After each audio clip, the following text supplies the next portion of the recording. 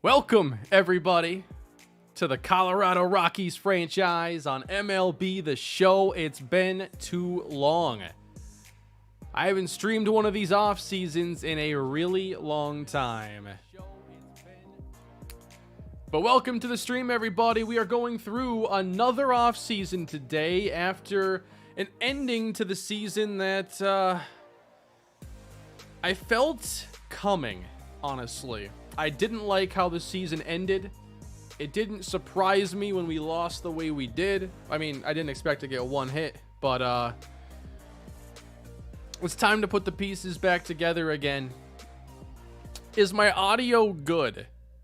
Because I think I double-checked everything. We should be good to go for the stream today. If you're watching this after the fact, if it's no longer live, you can scroll down below on the play bar and find which part of the off season you would like to watch.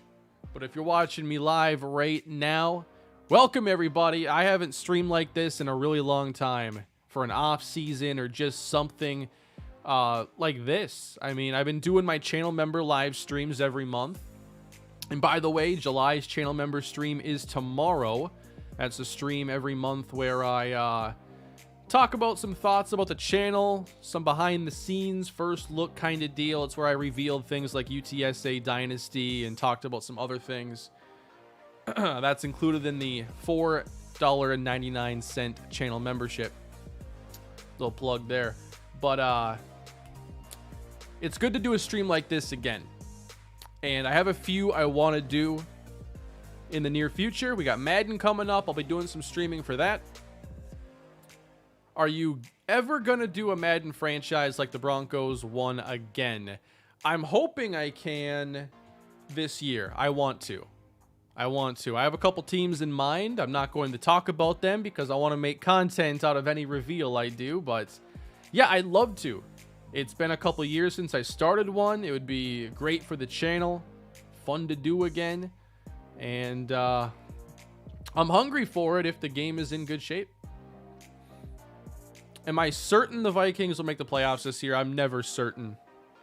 I think they have a good chance considering there are 7 spots and the NFC isn't all that daunting to just steal a wild card, but I don't think it's a for sure thing either. I think it's kind of like a, how confident am I on a percentage basis? I think 60, 40, 60% they make it. Can I check my coaching staff contract? Yeah, we'll see if we're losing any coaches this year. That's always kind of an annoying thing to have to deal with. And we'll be starting the real offseason here in a few minutes. I'm letting it fill up a little bit.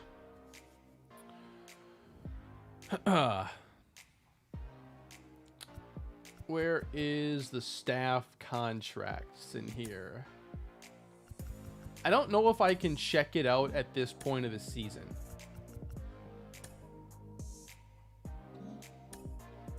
Maybe once I'm in the actual offseason, I can.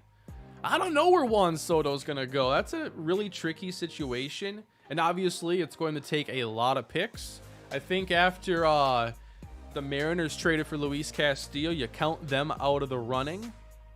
Not sure if they were ever in it.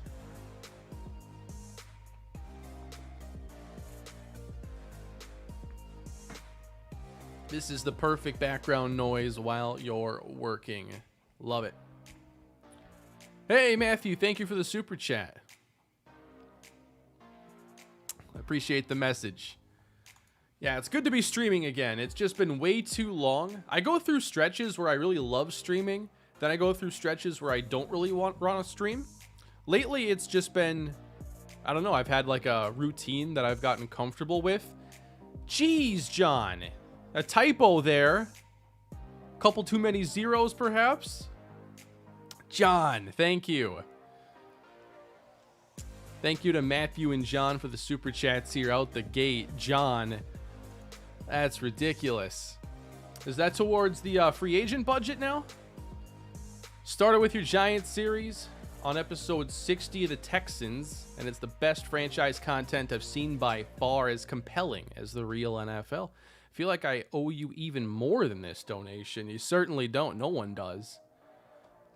No one owes me that much. Who do I think starts week 1 for the Panthers? It's going to be Baker. You know, Baker was not good a year ago. He's one of the worst quarterbacks, I think. But if the issues were mostly physical, and I think that he was battling a lot of injuries last year, the shoulder was a big problem all season. A healthy Baker Mayfield easily beats out Sam Darnold and Matt Corral. So I am very confident in that, and I think Baker can bounce back, but I was also like, maybe Sam Darnold will be good there. He wasn't. After 4 games, you knew it. But I'm not giving up on Baker Mayfield after just 1 bad year. It's not that far removed from him helping bring the Browns to the playoffs and playing some really good games. Remember late 2020, late season matchup, prime time against the Ravens, one of the best games of the year, him going toe-to-toe with Lamar Jackson. That game was awesome, and it wasn't that long ago. As a fellow Twins fan, are you frustrated with the lack of movement by the front office with the gift of Correa for a season? Thank you for the super chat, Anthony. Regarding the Twins, I think they're in a really tricky situation because they don't have a farm system full of players they can afford to give up. Their system isn't that great. And for them to go and get some pitching help would take a lot. They don't have a lot to begin with. So can you give up somebody on the active roster like Trevor Larnach or Jose Miranda? That starts to feel a little iffy. I don't know what they're going to do. I could see them even trading. I don't know if they would trade Correa, but I mean, if he is going to walk after the year, you have to consider it. I think they'll find a way to do something. But if they just deplete the system even more, like, I don't think this Twins team has what it takes this year, even with a couple additions. I think the Twins team we've seen the last couple months is kind of the true Twins, and the pitching has come down to earth more so. I think, you know, they're good enough to win the AL Central if all it takes is 85, 86 wins. That's not good enough to go far in the playoffs. And I don't think they're a couple of trade acquisitions away from getting a lot further than that. So I think they're in a really bad spot right now. And Jaden sends a super chat. Thank you very much. Can't wait for the offseason. Washington Commanders and Nats fan. Disappointed we have to trade Soto, but hopefully we get a big haul. Yeah, if you like watching young players develop, you should end up with 4 or 5 players that hopefully are part of the future. You hate to give up Soto and not get a lot in return. At least you got a ring, though. What an interesting ride for Nats fans, because you land 2 of the most, like, celebrated high school prospects. Or did Strasburg have a year in college? I forget now. But 2 of the more celebrated prospects, period, in the MLB draft over the past 15 years in Steven Strasburg and Bryce Harper. And you win the ring once Harper leaves. And then Soto was, you know, more valuable, arguably, than both of them. And now he might be going. So it's severe whiplash, but you have a ring. So that softens the blow. Yeah, the Braves, last year, they added like 5 outfielders at the deadline. They added offense. They already had pitching. Like, if the Twins had anything close to the Braves pitching, they would be probably 8 games up on the Central right now. But they don't. One of their best pitchers, Joe Ryan, just got shelled last night in San Diego. I turned the game off when it was 6-1. Go to bed.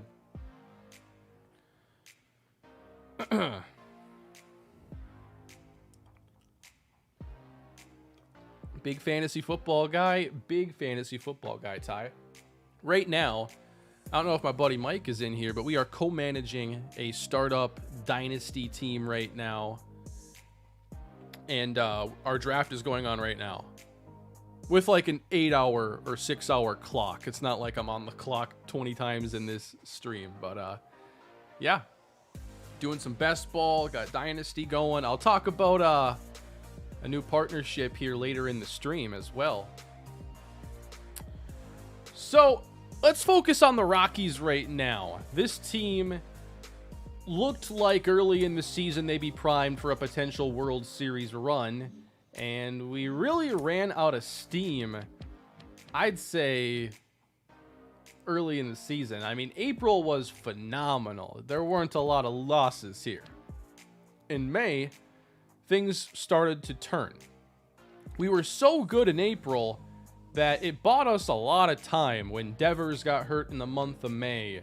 And then June here looks to be maybe a slight winning month for us. I wish it showed record for every month here. July was a solid month for us. But August, more iffy baseball. September, it just didn't really feel good down the stretch. Losing 5 games here just didn't end up besting the win total of the year before. I thought we could get close to 100 wins this season. We were 7 away, but mostly because of the way we started the year. Hey, Braven, I appreciate the membership, 42 months. By the way, they let me put in badges now for 3 and 4 years, so I need to update those.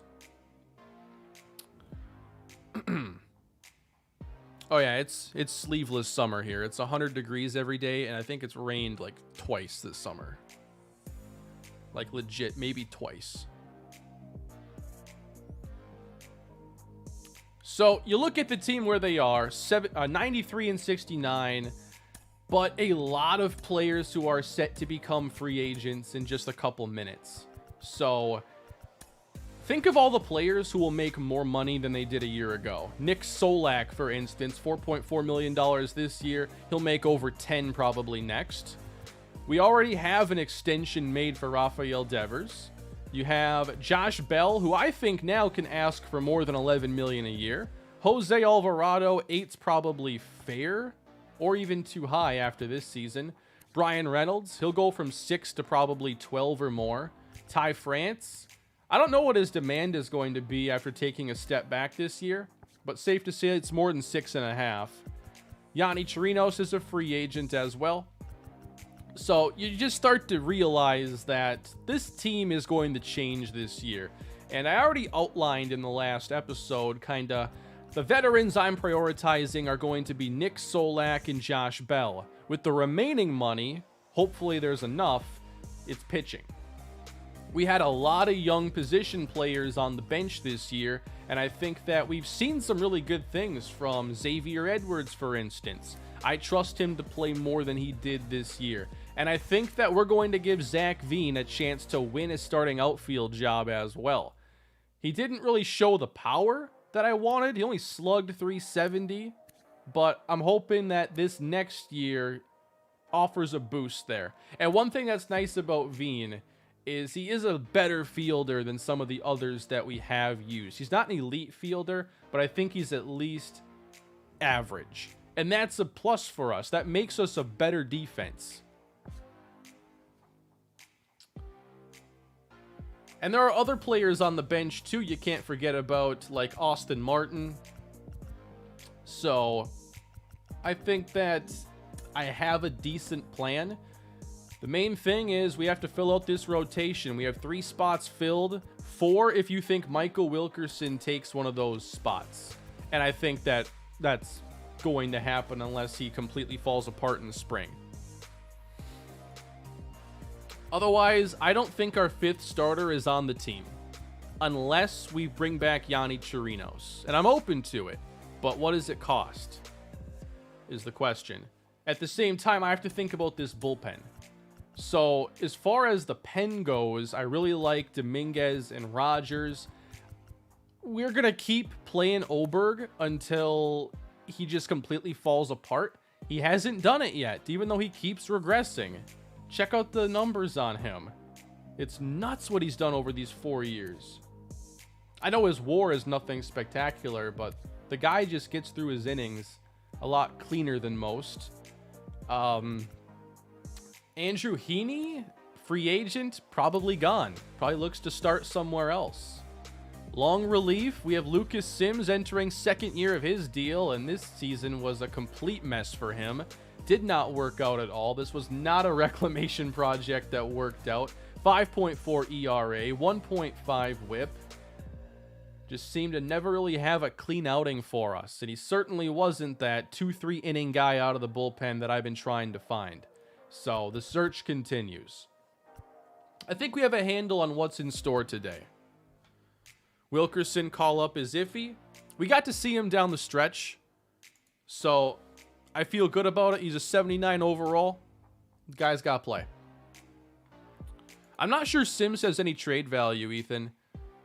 Because of the way he's played, I don't think anybody's really jumping to get his $5 million salary. I might be able to get a prospect just to clear space. But what's my favorite canned soup?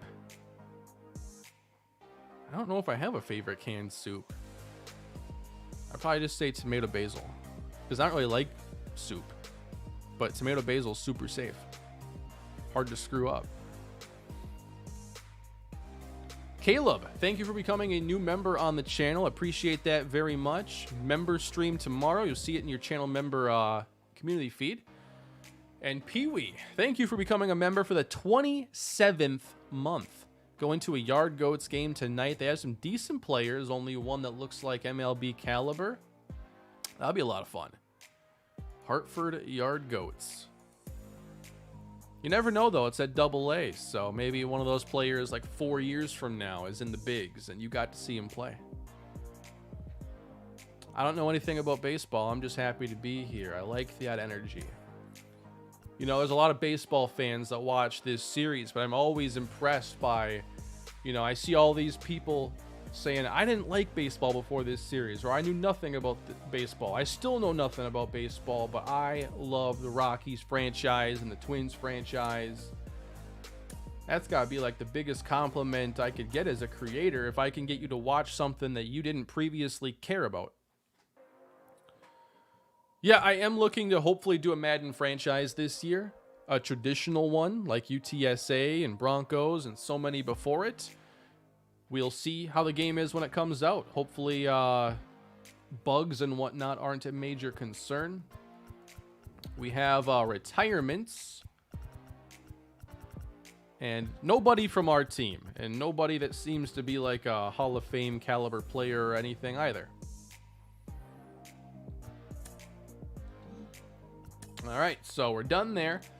We have our free agent negotiations, and we have to take care of our staff. Only one spot. That's not bad.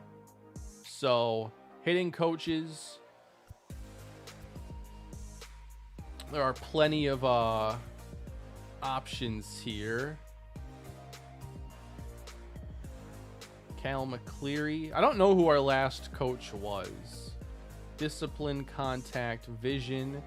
Let's go for Adrian Dobbs. Make it $4 million here. I usually go way up on the staff offers, but like I'm trying to be more prepared for the off season. Well, can I go to like 4.3? Like we can handle 600K more. It's not a big deal.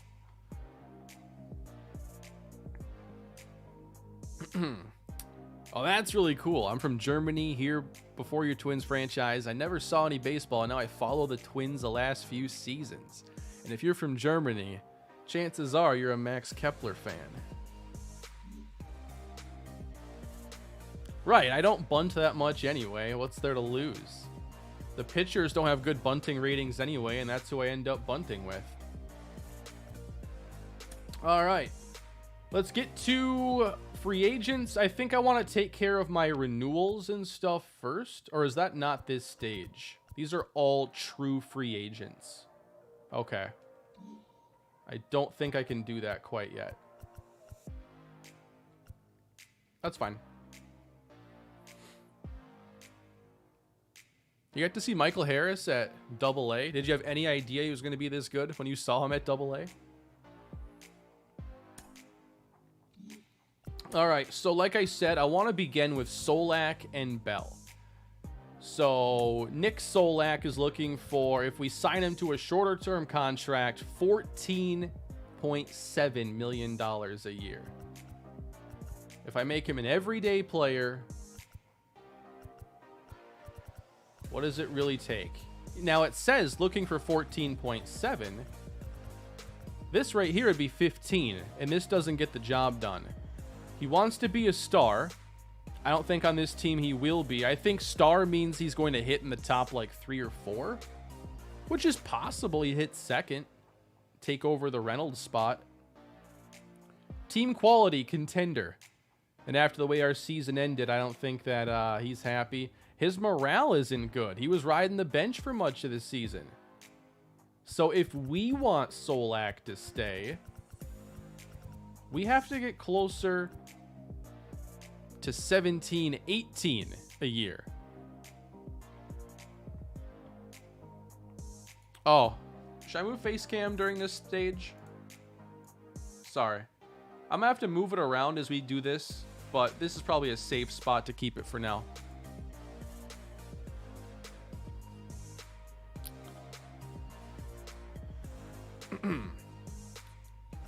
If I go to 15 a year, though, this is where we're at, which doesn't get the job done.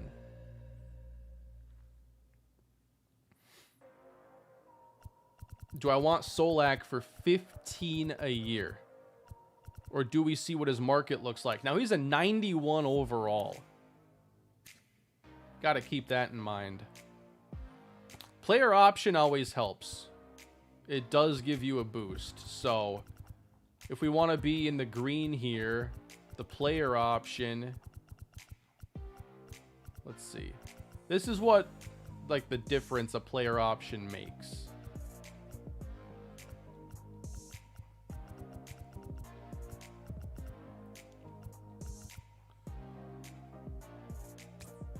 So there's an offer to Solak. That's 2 years, $33 million. One thing I really want to keep is having high on-base players. If we move on from Reynolds, I'm not confident in that being replaced by anybody but Solak. If Zach Veen becomes a starter, who knows? But Solak has been really steady in that department, and he has 99 contact versus lefties, so he's always going to hit them well. And he's got good history of being able to maintain pretty good average and on base. So the reason why I wanted to move on from Reynolds, despite him being really good for us the entire time, is that's where a lot of our depth is in the organization. So it's either we finally give some of these first round picks a chance like Zach Veen, or we continue to pay $20+ million a year for a guy like Brian Reynolds. This is where the depth is for us. So I'm okay moving on just as a money move. Look at this. 5 years, $104 million as a star, and that's all the interest is. That's not what I want. And if I go down to 3 or 4 years, we're talking up the money per year. He's already 31. That's just not a deal for us to make. Josh Bell, 16.3. He was outstanding. And I think, like, he played himself. Check out the rating boosts. That wipes out a couple years worth of regression. When you can put your contact up 5 points, your power up 7 points. Maybe he won't duplicate this again, but I think for 16 million, it's a good call. Now, if we go to 2 years like I would want to, we're back to things being a little tricky again.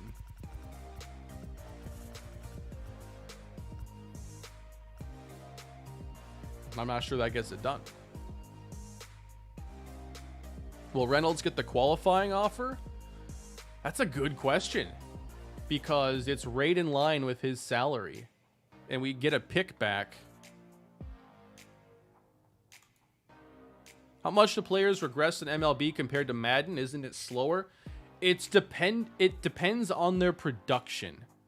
Like, Josh Bell went up at age 33 because he hit 33 home runs with a 314 average. That's what I love about the show. Josh Bell's not getting worse because he's getting older. He'll get worse once he plays worse.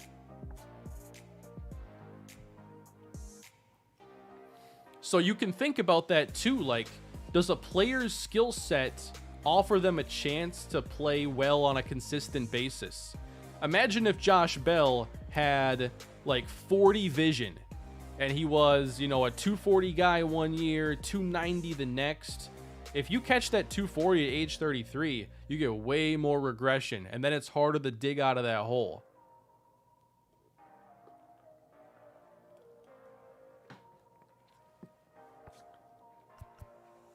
One-year deal, perhaps? I'll put these offers on the table for now. $100 million in available budget. Big money offered to Solak, and big money offered to Josh Bell. The other player I'm thinking about here is Yonny Chirinos. 7 is not bad.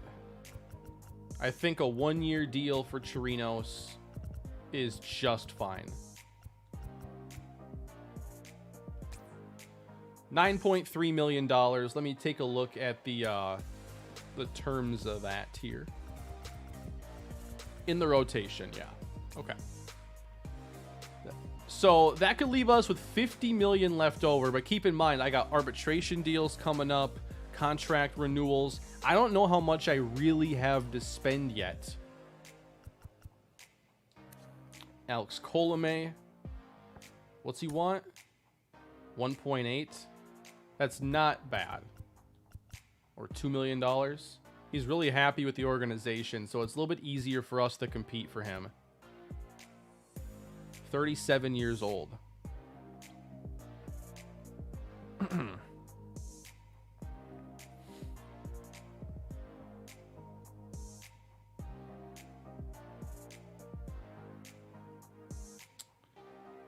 For DeGrom, I think that it was just really...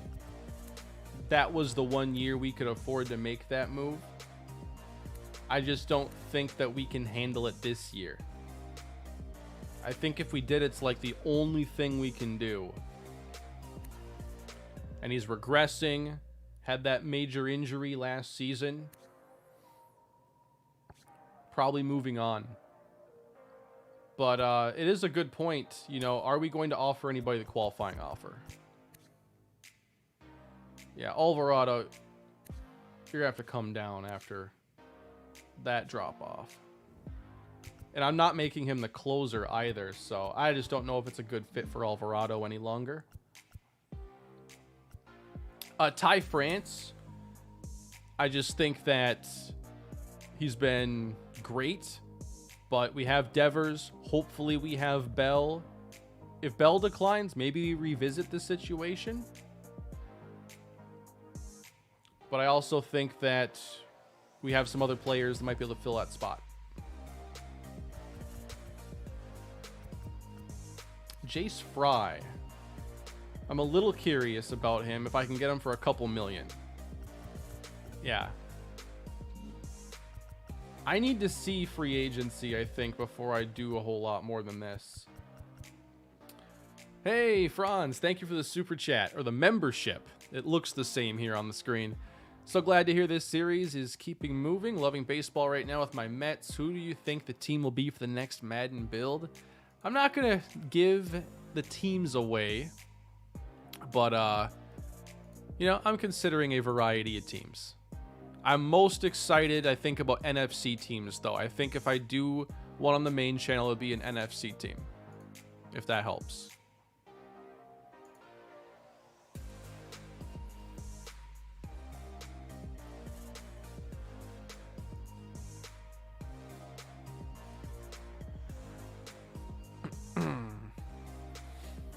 Yeah, I haven't streamed in a while, so I forgot all about the bots that show up randomly. And mods, if you see any bots pop up, don't be shy to wave the hammer.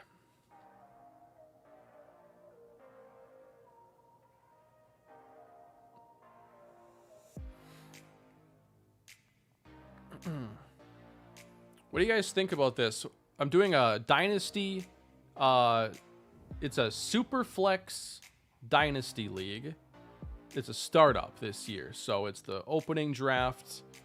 Someone just took Mark Andrews at the 12th overall pick. Find that to be pretty shocking. And if there are 12 teams in this draft, that's their first pick.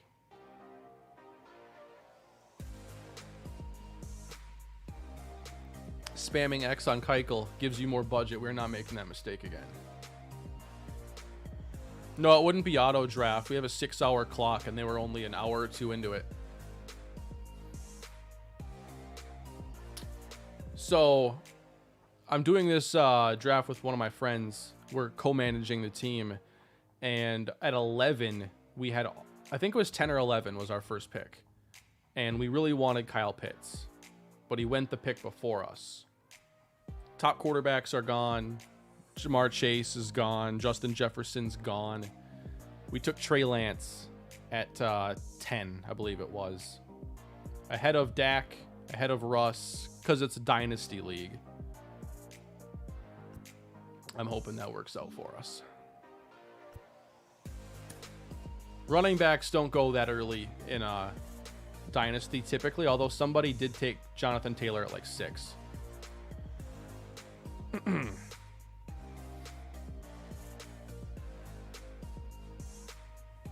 Taylor Rogers has exercised his option and will be making $6.4 million this year, so I didn't even realize he had an option. It is a big risk, I know.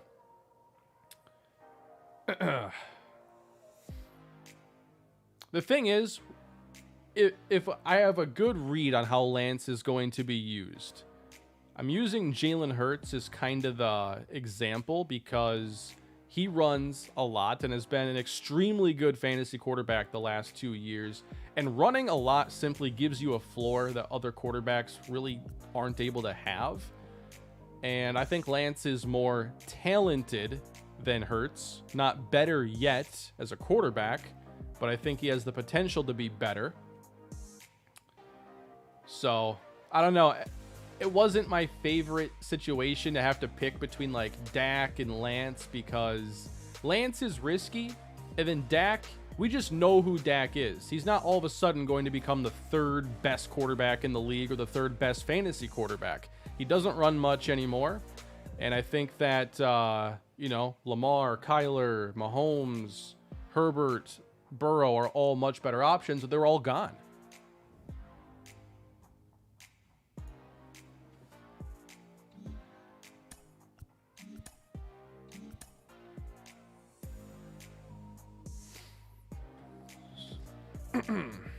Where I need my transactions. There it is. That's right. They move it here. I want to see if any of those deals were accepted yet.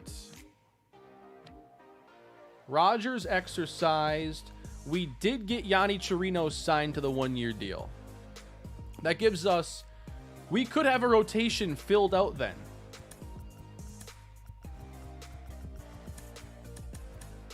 Throw in Michael Wilkerson, we have a 5-man rotation that, is largely the same as it was a year ago. We're still considering Fields. Well, it's a 2-quarterback league too, like super draft. I'm drafting with a Bears fan, so don't worry, we've been talking about Justin Fields. There's a chance we still end up with him. But I think our hope is that we can start the draft off with taking Trey Lance and Trevor Lawrence, and hopefully long-term we don't have to think about quarterback at all. Will I keep Ethan Small as a starter if we can't do better? I'm okay putting him in the bullpen too. I'm not signing DeGrom right now. I'd also like to see, DeGrom clearly declining. I do have interest in a Zach Gallen if he's available. A little bit younger, can spot into the second or third spot in your rotation very easily. Would be a lot cheaper, I think. I have a lot of interest legitimately in Zach Gallen. And not just because I won't have to face him anymore. Let's see, Diamondbacks. Do they have a deal with him? Don't see him there. There's been nothing from the Diamondbacks in regards to Zach Gallen yet. Corbin Burns has exercised his option. I forgot he had an option. We have a hitting coach. All right. So, thankfully, they exercise those. Who do you think starts for the Steelers? I think by the end of the year, Kenny Pickett. I just don't know who starts at the beginning of the year. I think that is actually a legitimate battle in camp. Whoever meshes better with the receivers and can open up the passing game more. I think that's who starts. If it's Trubisky, I wouldn't be shocked. But I plan on getting a lot of Chase Claypool in best ball and stuff. So hopefully whoever the quarterback is supports Chase Claypool for me.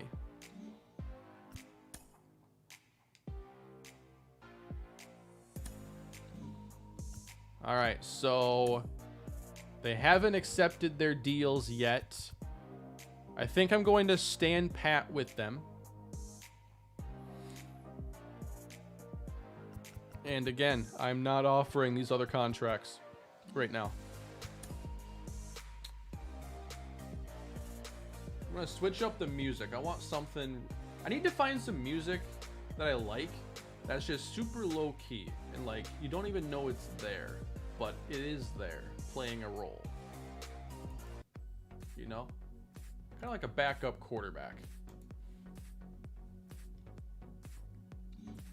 Free agency is underway. I want to take a peek at free agency.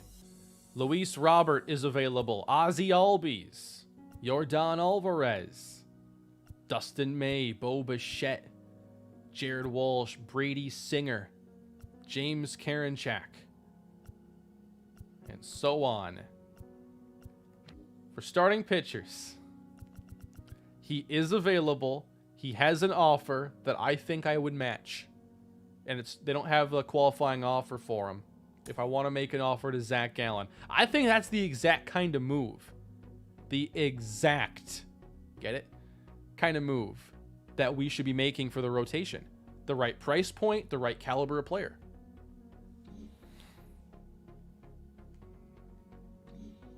Let me do my tender contracts and everything, and then we'll see how much money we actually have. No major moves yet. I'm moving at a snail's pace so far. My first stream in a while, and I'm soaking it all in.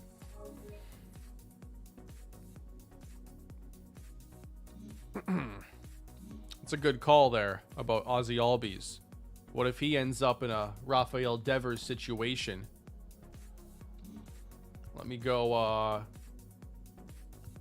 let's do tenders. Just get these out of the way. I could go for a couple tenders right now. Who has the best tenders? Best chicken tenders.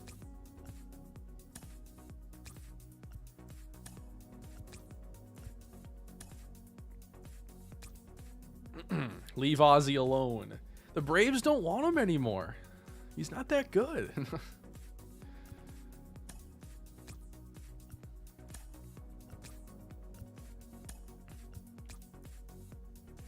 Fast food or restaurant. Anything. Although if you say like a unique place in your downtown area, none of us are going to know what that is. You should play StarCraft music. I've never played StarCraft. Would the music fit? I just picture like some sort of space theme. Appreciate the super chat. And Solo Dolo Sports, new member on the channel. I appreciate that very much. Got a few new members today, and be aware if you're a channel member for the first time, there is a channel member stream every month. It's usually about an hour and a half where I will talk about plans coming to the channel, get some feedback there. And oftentimes I just end up playing like Rockies franchise, and I get like a game played to use in the next episode. And I'll probably be doing that tomorrow. We'll probably let Diori go finally. The dream lived on for a long time though. I'll probably be playing spring training tomorrow in that stream to get highlights for the off-season video.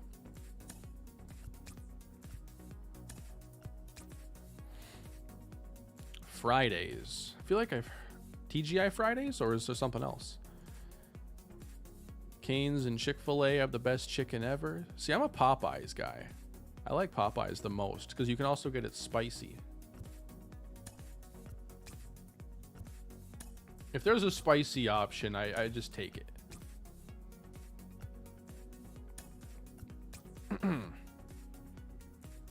Long John Silver's. Isn't that like a fish place? I suppose everybody's got chicken tenders or a cheeseburger. Hey, JS, I like the Tyranitar, Avi, and thank you for becoming a new member on the channel. Appreciate that very much. Another perk for the channel memberships that I want to do a better job on and did this past week was to occasionally have some early links to certain episodes by like a day, if I'm able to get ahead on content. The last 2 UTSA videos were available a day early to channel members. I don't usually do like championship games or anything major like that, but like, you know, week 5 against insert team here, those are the kinds of videos if I can get ahead. Culver's is good. You know I love Culver's. Yeah, Culver's has some legit tenders, the buffalo ones. They're a little spicy, but man, you can't go wrong there. I wish that I had moved this and was able to move this into the new version of the show, because this whole session here would be totally reduced. This is one of the few things they did do for the mode that would have been super nice to have. But I wasn't moving on from this team. Can't you tell I still got work to do?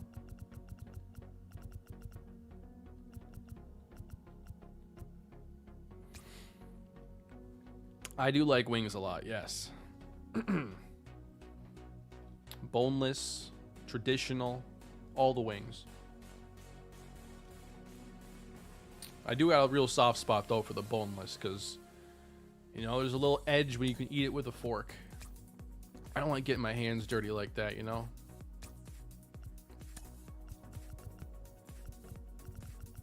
But if that's what it takes, I'll do it. Wings are flat because drums just tend to be really inconsistent. Some are really good. Some just don't have the texture I'm looking for or aren't as enjoyable.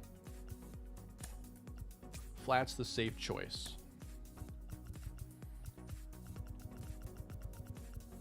This guy thinks he's big time over here. 700K. He's going to walk for now. When this series ends, are you going to do another one in the show 22 or wait until 23? Definitely not starting one this year. I have way more to do with the Rockies, so that's not even in the conversation. We'll see how far and if I can really finish this thing, because it's going until it's finished.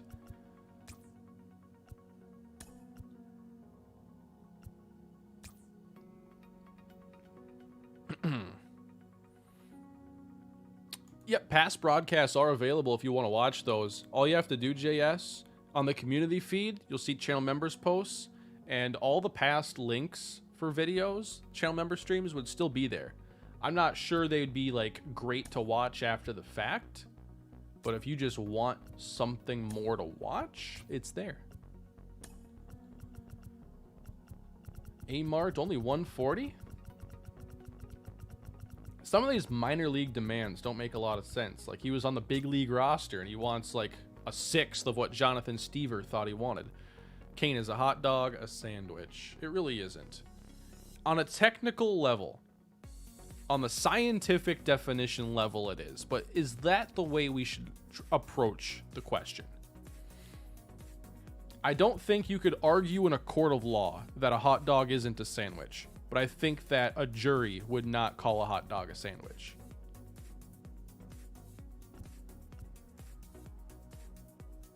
That was contradictory. I just don't think On the technical level, you can say no, but it's still no.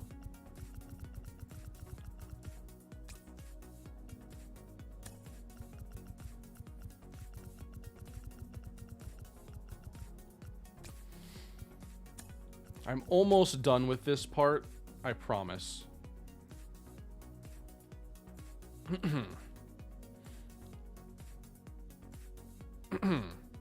Yeah, I don't like pineapple on pizza. I don't want anything that has like juices like that.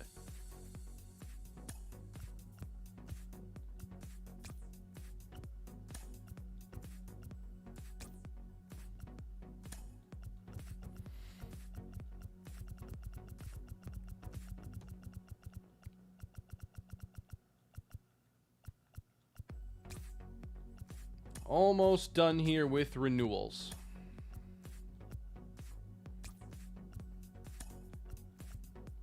Yeah, like these guys were all on the big league roster and everything. Even Johnny Schaefer. Last year of renewable, though, for Schaefer, I think. No, he's got 2 more? Oh, his service is pretty low. Who's the ideal long reliever guy for the pen? It could be Ethan Small.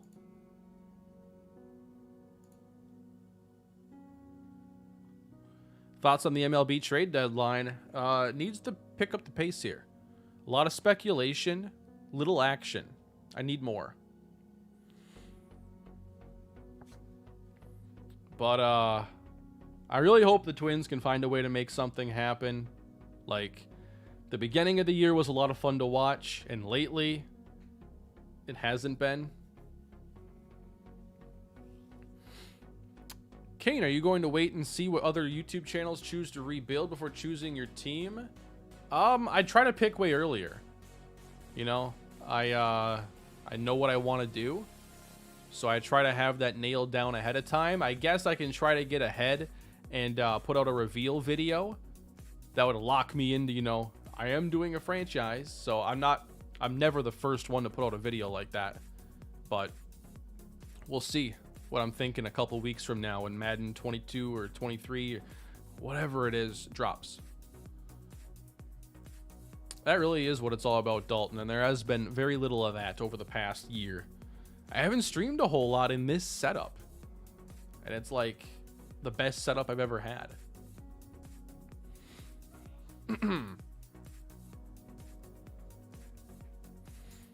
Thoughts about the Luis Castillo deal? I didn't see what the Mariners gave up. Was it... I know it was like the 3 prospects.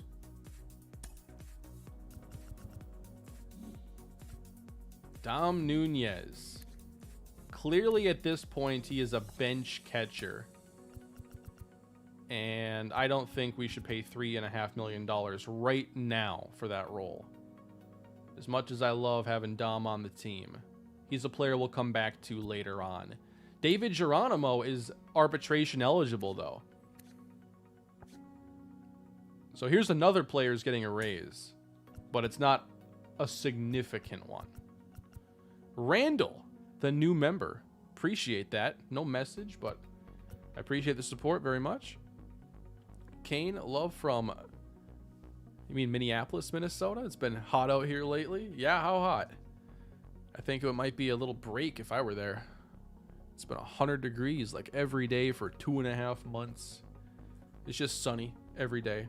100 degrees. Never drops below like 74 at night. That's one of the weirdest things too when I got here is like not even the nights are that cool. But I like 75 at night or whatever. That's fine. That's totally fine.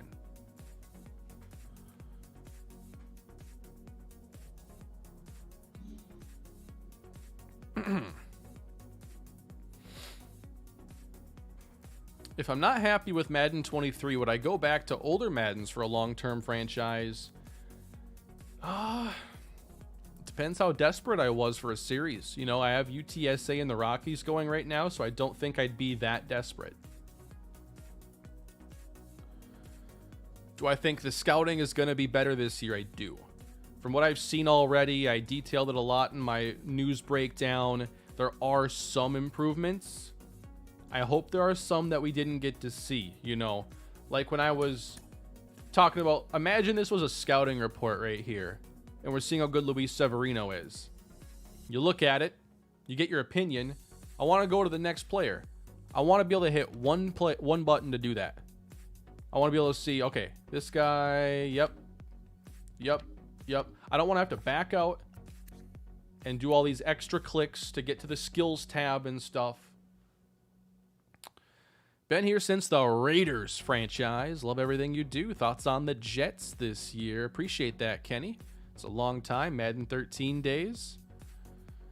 One of the players I always think about whenever I think about the Raiders franchise is Danny Amendola, because I had him for a short time in there. I don't know why I think of Danny Amendola.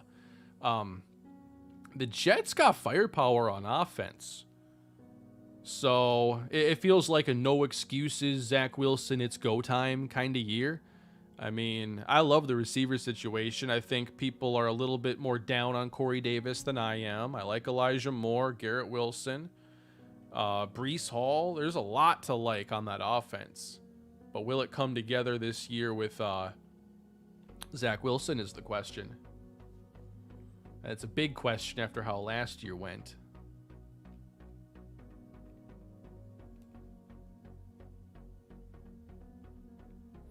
I have a signed Danny Amendola Rams hat. I like that. Do I think there will ever be another NCAA basketball game? I do. If the college football game does well, and I imagine it will, I see no reason why they wouldn't also try to do a basketball game, especially because EA doesn't have one.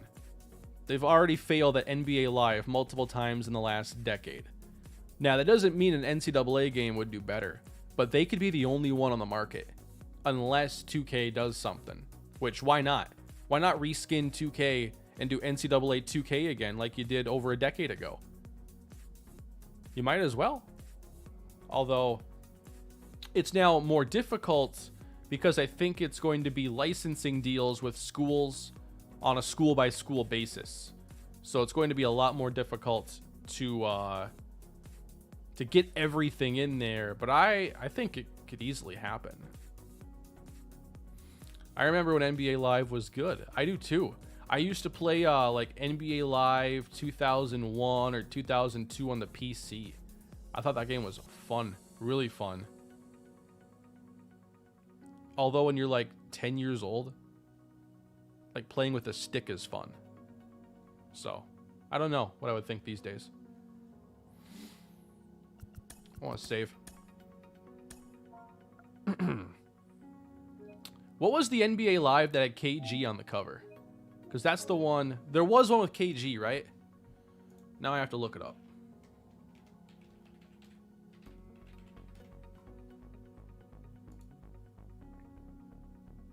(2001), that was it. Yeah. He was also on the cover of NBA 2K9 as a Celtic. How many guys have been on the cover of a sports game for multiple teams? Not even the same sports game, keep in mind. NBA Live 01, NBA 2K9. Is anybody else? Brady, huh? Yeah. Because Brady's on 21 with Mahomes, right? How about NBA The Life? The only time I ever played that, like when the PS3 was new and they had like the kiosks set up at like Walmart and stuff. That's the only time I remember playing The Life. Kyrie and LeBron. Okay. You know, basketball players change teams like they change clothes. So no surprise, it's all there, pretty much.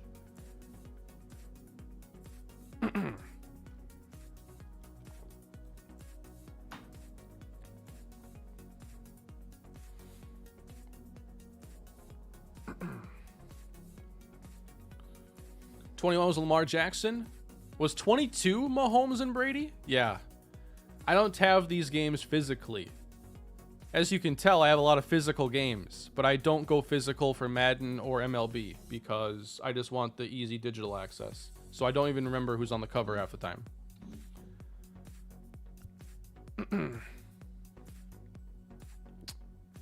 Yep, T.O. was on 2K5.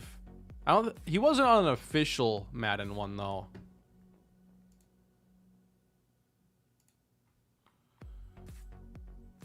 I had to actually do my job the past 30 minutes. What did I miss? Not a whole lot. I'm still working slowly. I just did tenders, not the chicken. I haven't done arbitration, have I? I have. I need to offer arbitration to our buddy here. I have no idea what a fair offer is, but I'm just going to offer arbitration to Geronimo. Let's go 400K. I know it's more than our contract offer. I think I need a better arbitration offer. I can't redo it. I think I should have made it a few million. I couldn't move this franchise to 22, or I would have. It simply was not an option. I really hope it is in the next one, although it wouldn't save me here anyway.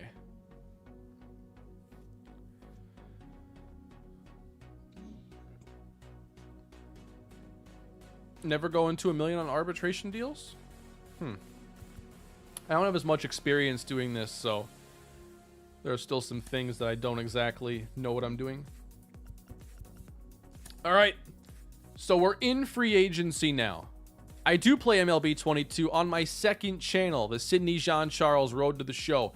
45 episodes are on the channel, which translates to like 20 hours of content or more.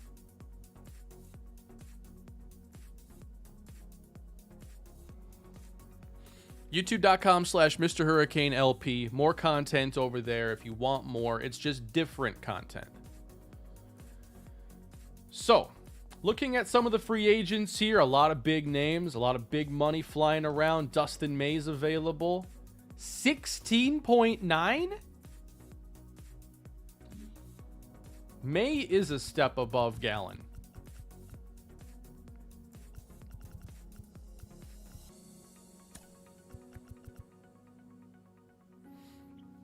Looking for 13.4. He wants to be an ace. He won't be our ace if we bring him in. Yeah, Dustin May is really good. High strikeout guy. Just very good overall.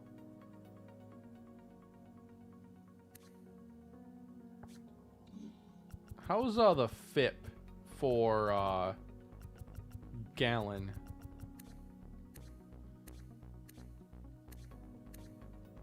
4.3 this last year. Pretty similar. Do I think Cincy will have the best offense this year? They should have one of them. There's no reason why not. When they return like the youngest skill playing core I can think of, quarterback included, and upgrade the offensive line, why wouldn't they be one of the best? Hey, Gallen is a better story, yes. 30 years old on Gallen, 28 on Dustin May. Neither have been given the qualifying offer. Gallen is still the cheaper option.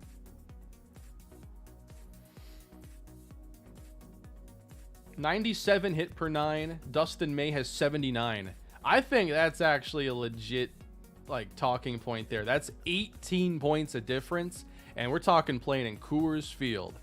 I don't really want pitch to contact. I want strikeouts. And I want weak contact.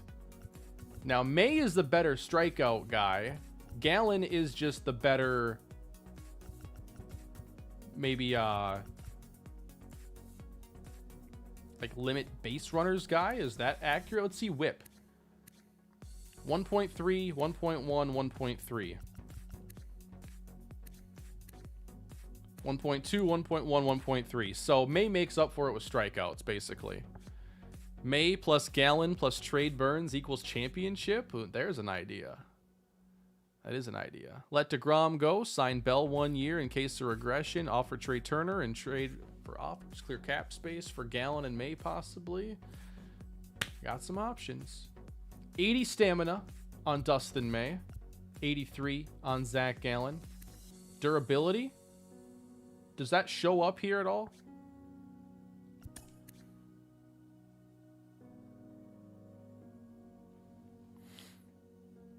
Does Gallen have worse control? His control is 59. May is 72. Yeah, May gets the edge. A slight edge.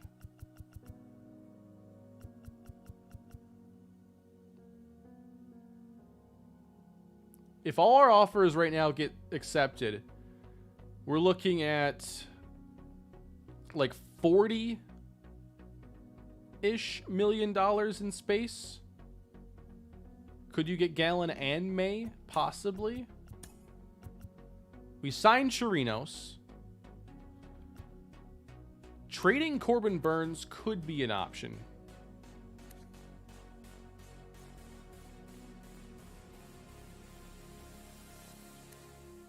Last year was kind of rough for him.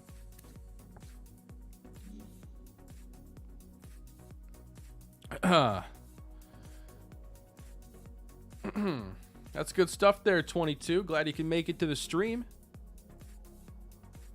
Get both. We can afford it. Would give us a top 3 rotation.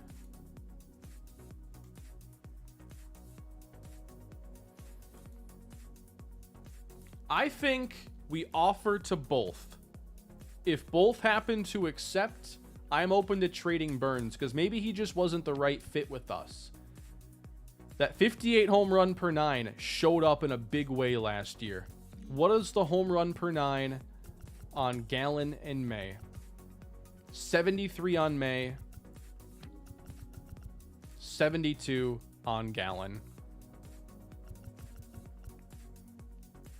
We do need to think about our bench and some other things, but I think that those are the 2 aggressive moves we could afford to make. And keep in mind, this is all assuming that we happen to win for Josh Bell and Nick Solak. Hey, Hampson's available as a free agent all of a sudden. So I think I want to offer to both.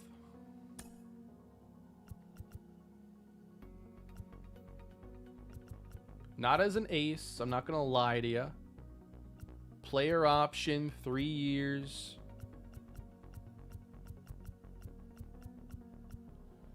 Three years, $52 million. That's $17 million a year for Dustin May. We're like the Patriots trying to bring in Hunter Henry and Jonnu Smith. All right.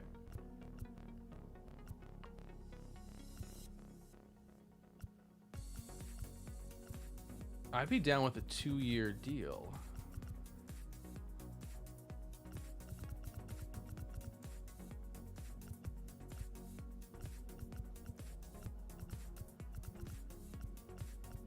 Two years, 30 million gets us there. A lot more points than the Diamondbacks.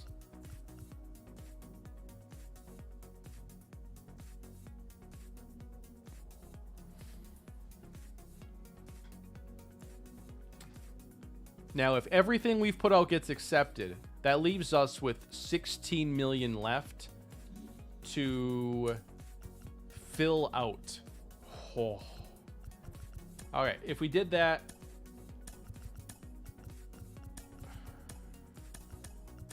that's risky. Rogers, Dominguez, Olberg, Sims, Small. You need like 3 more guys potentially.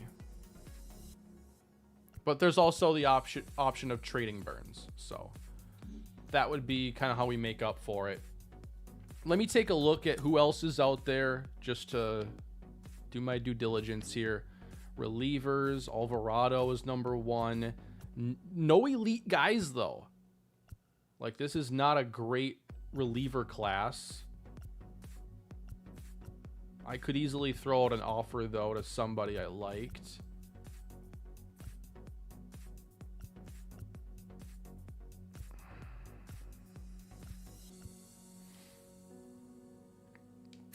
What do you think about Robert Gesellman as a long relief guy? He was bad last year. Do we want to go down that road again? Try to reverse a guy? Trevor May. Declining 1 inning guy? Maybe. Michael Givens with the White Sox last year.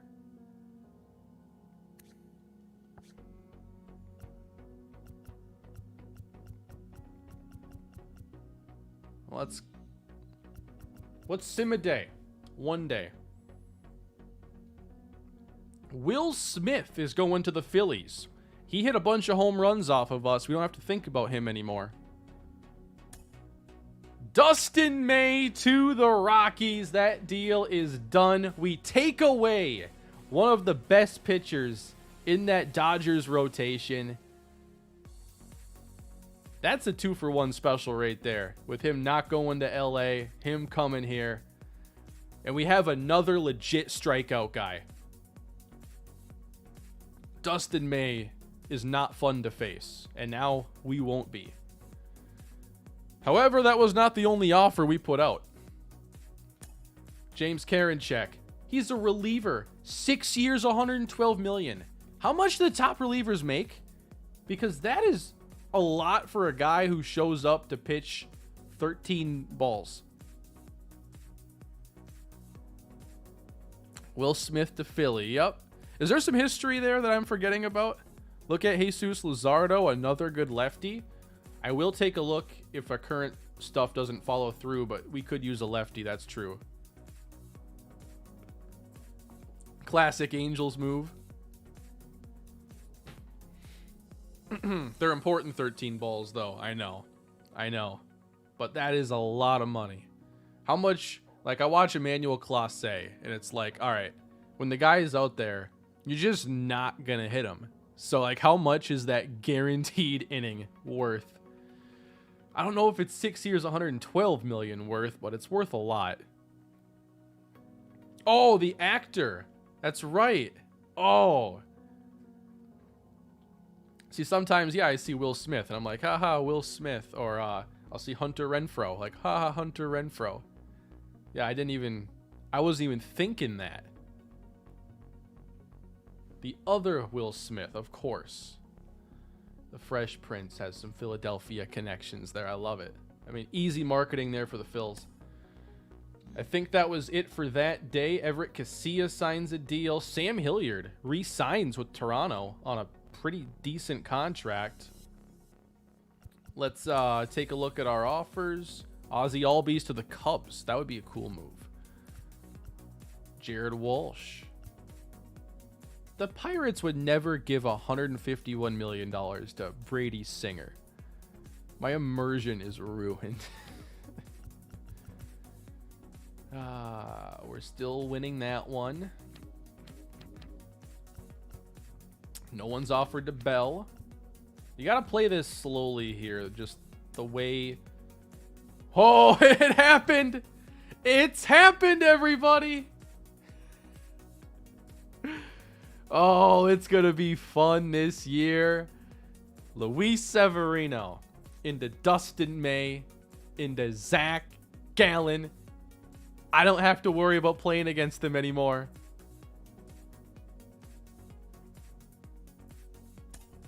Jose Alvarado's gone, though.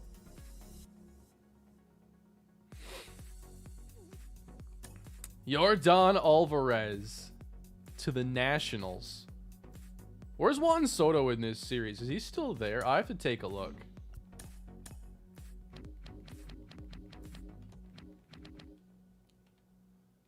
Where they are. There they are. Alvarez is here. Yeah, Soto's long gone. I forget who's got Soto.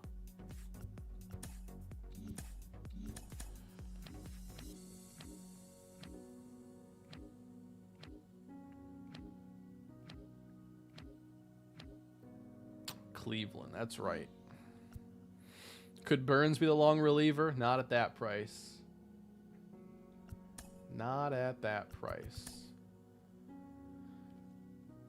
So it looks like we have a ton of budget because not all those arbitration deals and whatnot have been accepted yet. But we can start to consider if we want to trade Corbin Burnes. You bet.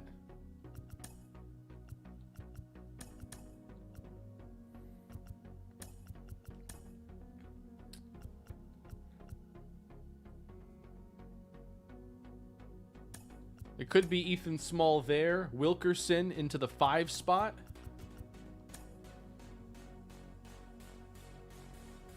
Yeah, I think we want to trade Corbin Burnes after how last year went. Now, the trade block here can be pretty cheesy at times. If, like, I put up Burnes and the Yankees offer, like, Jason Dominguez and more, we're going to make a trade that makes sense. All right. But without a doubt, I'd like to get some relief. And I'm talking relief pitching and salary relief. Trade Burnes and Turner for bullpen pieces. Yeah, we'll start with Burnes. And then if we need to make more moves, Trey might come up. We'll see. He's got like some of the only speed that we're used to. That might not be a bad place to start looking right there. That Angels offer. That's the only trade offer I have.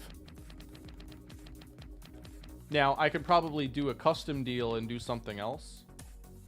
But that's what they've offered me. So, Steven Gonzalez. I had him in the Twins franchise. He's not great at anything, though. And he's not been pitching at the bigs.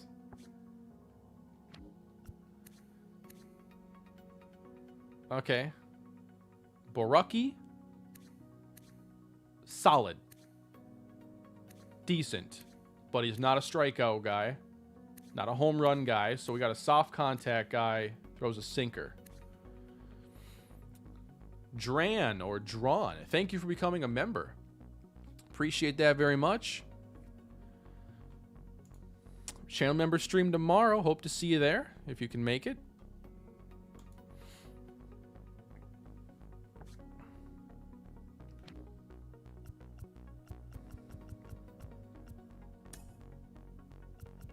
Brock Burke. I think Burke would be more intriguing than Gonzalez. But he's not under contract right now. We'd have to wait for them to sign him. But that wouldn't be a terrible option.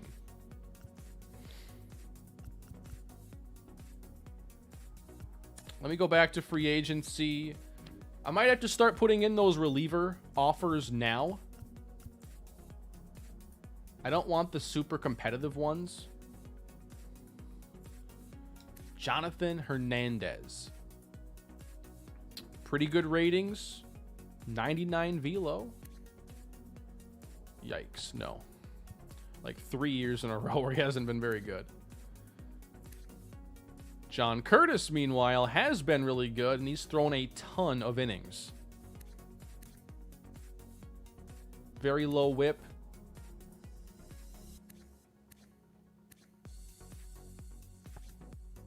I would like to give an offer to John Curtis. Ooh, we're talking the $7.8 million range. Hey, if you want your bullpen to be good, you got to invest, right? What do you think about John Curtis?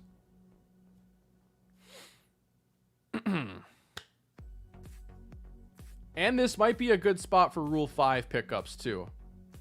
Got to remember, the Rule 5 draft is really nice if you want a 5th starter or a bullpen guy.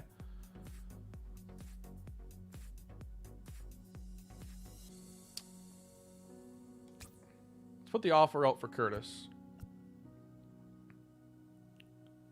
Trade for Ohtani, coward. Yeah, what would actually be a fair haul for us to give up? Appreciate the super chat. But what would it take? Legitimately.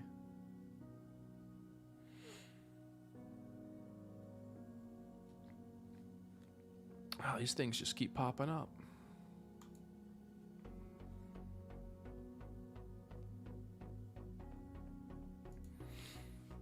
It kind of just replaces the Jose Alvarado role where he was a little bit older, was making money in the $6 to $8 million range.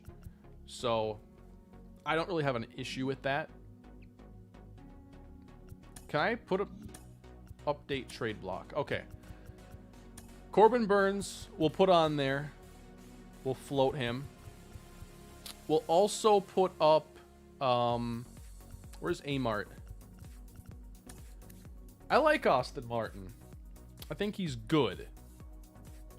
But I think there are some other prospects I like more, both as a shortstop and outfielder. And I think that if there's a team who loves him, a trade makes sense. I'm not putting Trey on there for now, but I'm seeking a relief pitcher.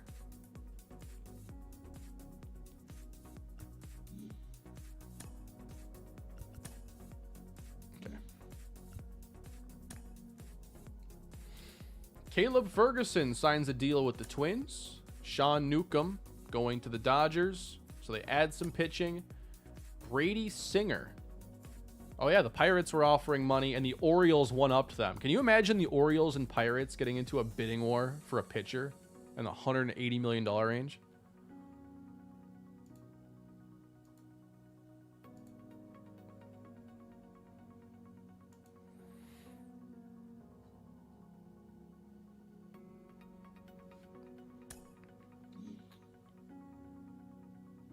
Josh Bell signed his deal. That one's done now. All right. And then let's just check on Solak. We're still fine there. Luis Arise. David Peterson. Big deal. Ozzie Albies to the Phillies. No, I haven't beaten Elden Ring yet. I stopped playing that for a bit because I wanted to focus on Ghost of Tsushima as my main, like, longer game. But I am now finished with that.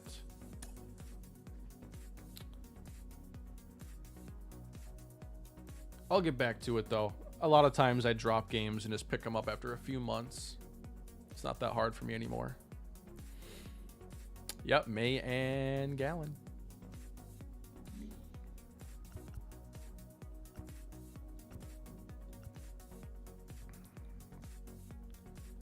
Let me take a look at my 40-man here. Only 33 players on it.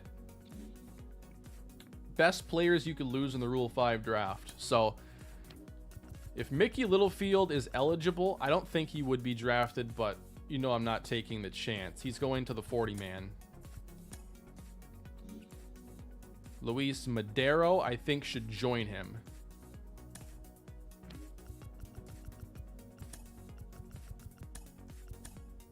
That gives us 34 on the 40-man.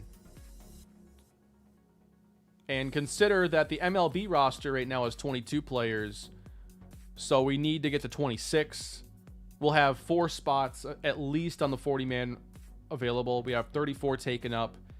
So if you add in the 4 that we're guaranteed to have to fill, that means we have 2 spots really open.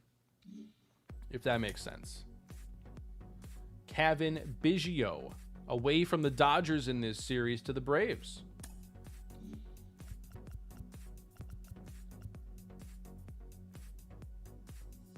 The signings are going pretty slowly right now. How are we doing in this battle here for, where'd he go?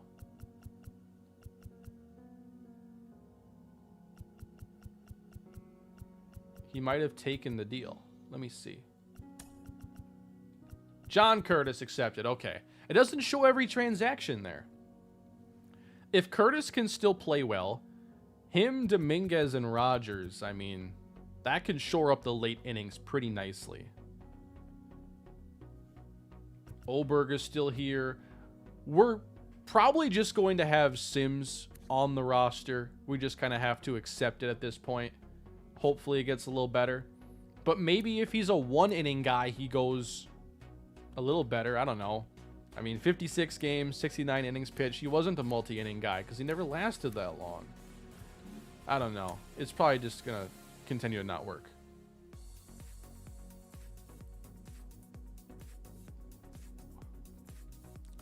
Nick Solak has accepted the Cubs offer of $87 million over 6 years. What's the math on that? 87 divided by 6 is 14.5. 6 years. So I didn't see that, but I don't know that I would have matched that. Wow. I wasn't expecting that at all. That's a big deal. We got some money to play with after that.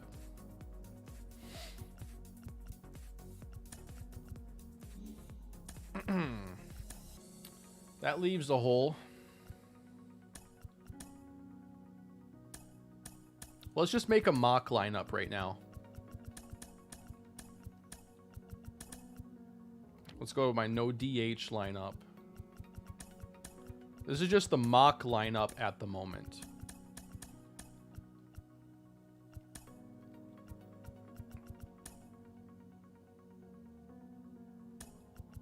You want Trey to become that high on base guy again, but I am just not convinced he will. He's been declining in that department. His contacts have gone down. But that, to me, is kind of what things look like right now. It's still good. This can just accelerate, you know, playing Edwards more, playing Valade more. Valade was just Rookie of the Year. He's a great defender.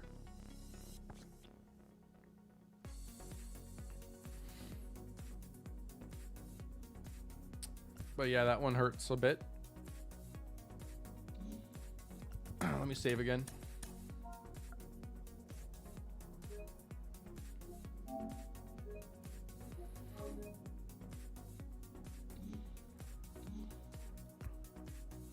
And let me see.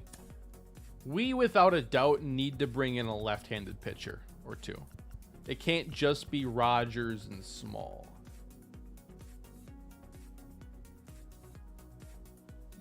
At least one more lefty. But now that Solak has accepted that deal, it does give us more money to use elsewhere. We're not getting into the bidding war here at the top. Maybe Bo Bichette ends up being a little cheaper. But I still want to stick to my original plan of trying to go after more relief pitching and whatnot.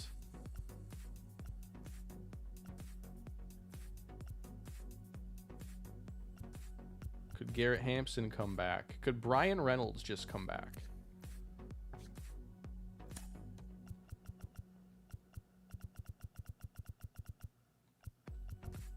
Hey, if there's no market, no. This is all I have. 27 million in available budget right now. And there's still, you know, a potential Burns trade to be made.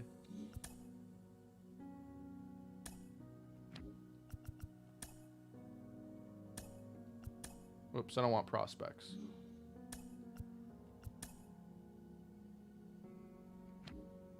The Dodgers. We're back to the Angels, huh? Did they ever get that one guy under contract? Because weren't they offering us 2 lefties? Baruki's a lefty.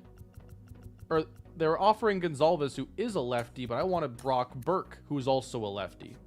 And he's under contract now. We could make that move.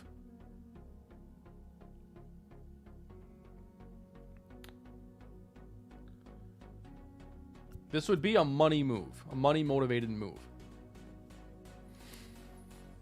Burke's a young guy, 1 year of MLB experience at 29 years old, so he's not a long-term option for much other than 5th starter or relief.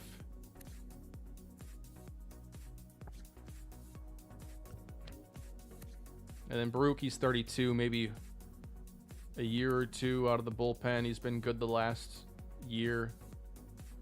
Dump Burns and Turner, go after Robert. Lowball DeGrom, I dare ya. I don't think I'm going to do that. Appreciate the super chat, though.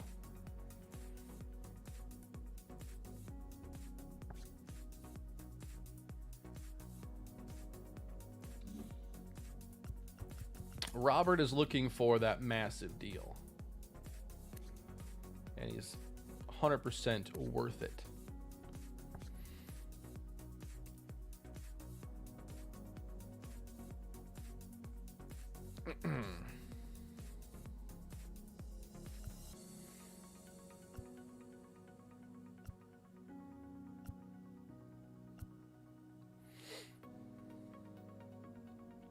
Grisham? Trent Grisham?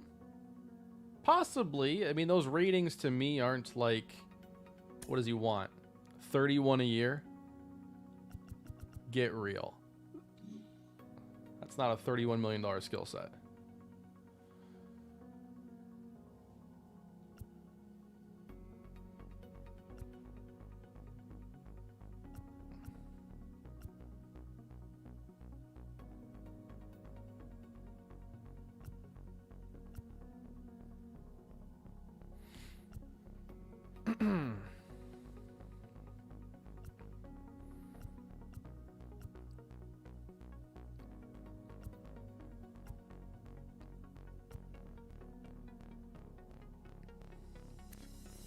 Do we have a little more interest now in possibly Ty France coming back? He's got a soft market.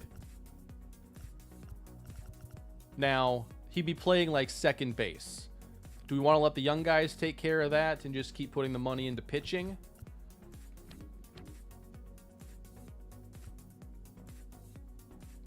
Tyler Alexander. Lefty. Multi-innings. Doesn't walk a lot. Was really good last year. Not so much the year before.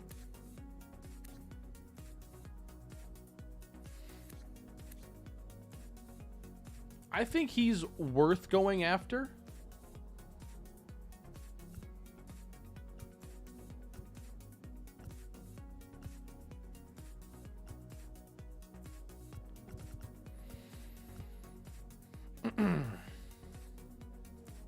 I think if we trade away Burns, well, we can handle this even if we keep Burns. That's the thing.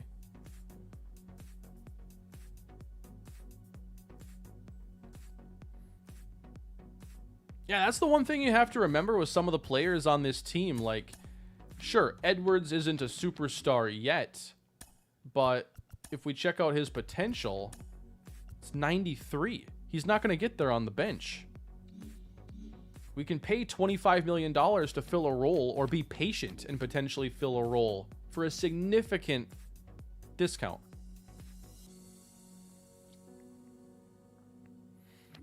That's why I want these guys to play. Zach Veen, 91 potential. These guys have shown signs, and they're not anywhere close. Well, Edwards is 10 off of his potential.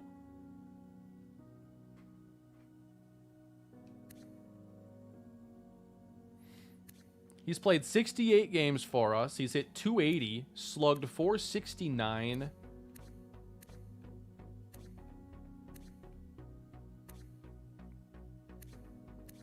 This next year could be a big leap for him. All the ratings went up.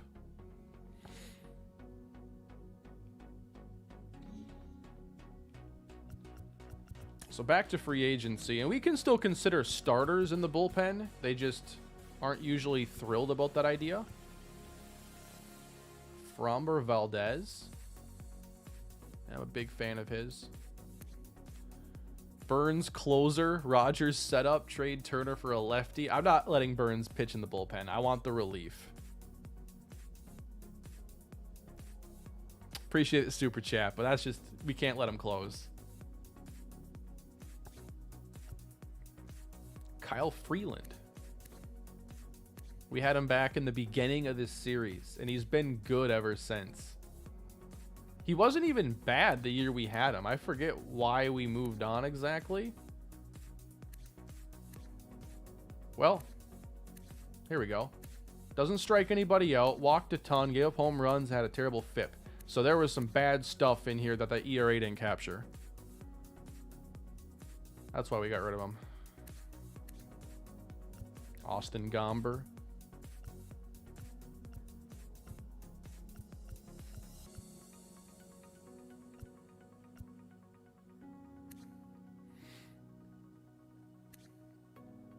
Could a guy like Kenta Maeda do the Lucas Sims job?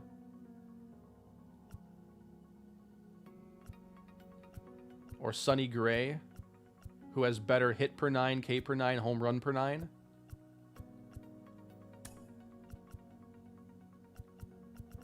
Well, if I tell him he's going to pitch out of the bullpen, we're into that kind of money range.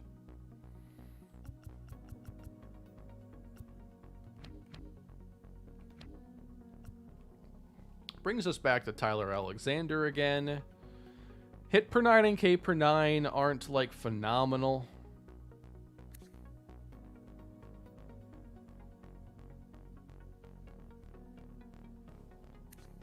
How the home run numbers been? I mean, elite last year and the exact opposite the year before.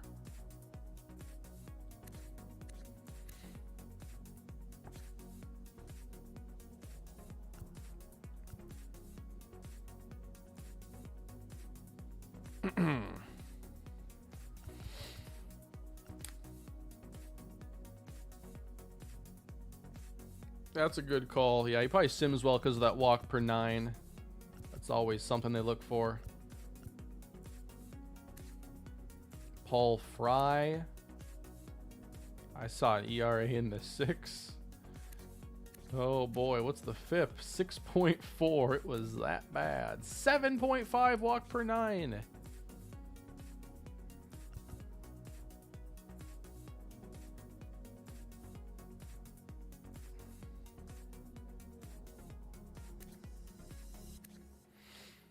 Yeah, it's just, I mean, small sample size here. 32 innings is not a lot of data, but he's been a little inconsistent, to say the least. I'm willing to compete for the right player, but is he the right player? I've had Alexander, just doesn't sim or play well. I just don't know why.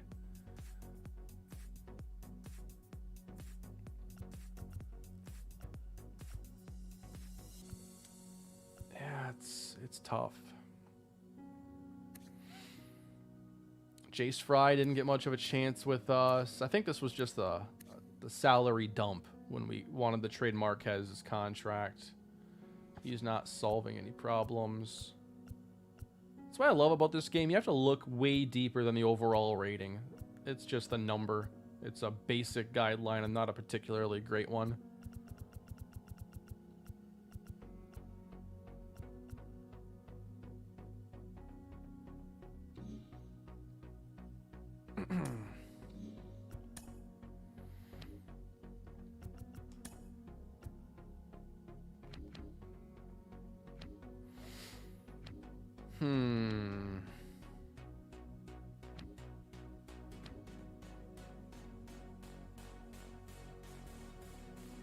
Man, I love Garrett Crochet. That'd be incredible.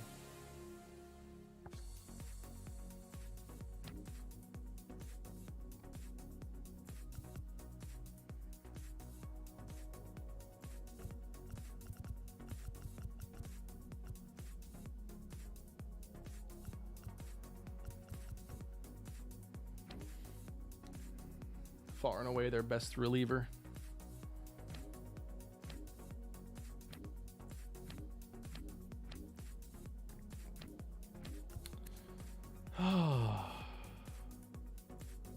I really want to make the right call here on bullpen because we just keep coming back to this over and over again. Yeah, let's break out the search function. That's a good idea. We want a reliever. That's a left-hander. Maybe, I'm just going to say under 31. Max age of 31. And I want, they have overall rating as a thing here. Just the minimum right now, I'm going to set it at 80. So there are your best overall left-handed relievers, 31 and under. Alvarado's obviously gone. Last year was a mess. The previous year was pretty good. Caleb Ferguson just signed a deal. Alexander's a free agent. I love that the show's even, you know, Chris Bubic at AAA and Alexander a free agent. This is really cool.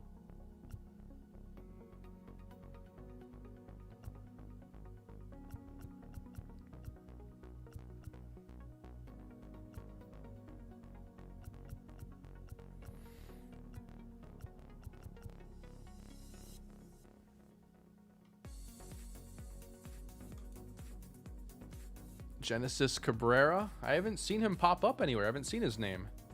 I see him all the time in the Sidney Jean-Charles series with the Cardinals.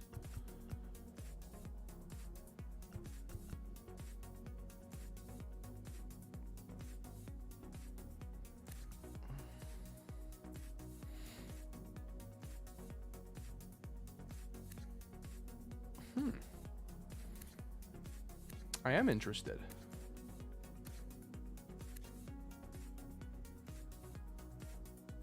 Low home run guy. I mean, the FIP isn't going to wow you, but he hasn't been a disaster. He still has A potential. He's 28. Numbers aren't bad.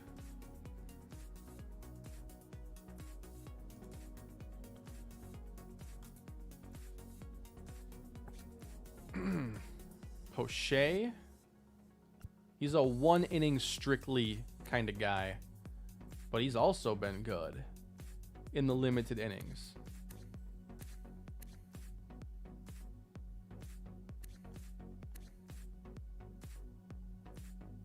I have interest in both Poche and Bubic.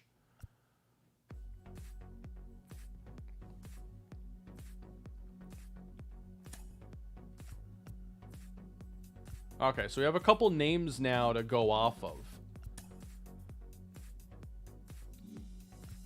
Let's just see. Let's use the trade finder and see what Kansas City thinks first.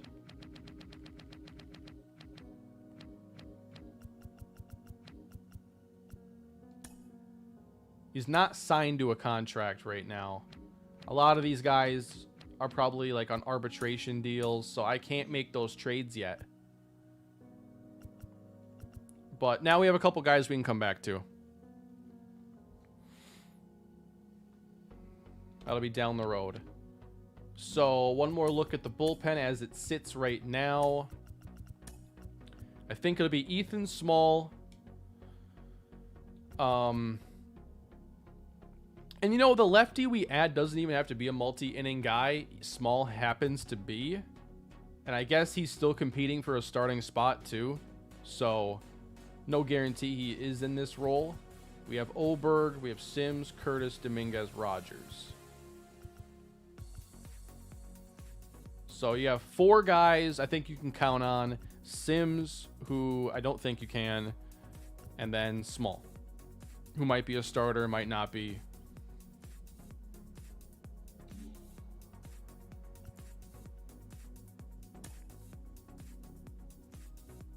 Move forward a day quick. Stashak to the Yankees. Luis Robert to the Phillies with Will Smith. 98 overall, Luis Robert, 9 years, $279 million.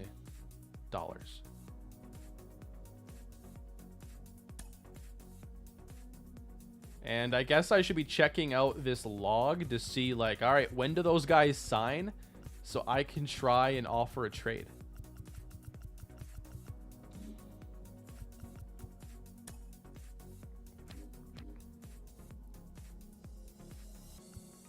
I'm still open to adding a righty.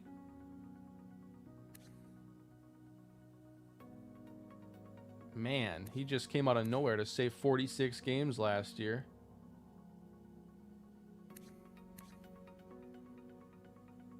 How many blown saves? Doesn't say.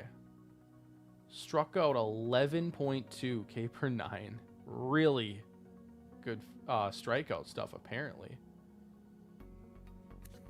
Kyle Crick.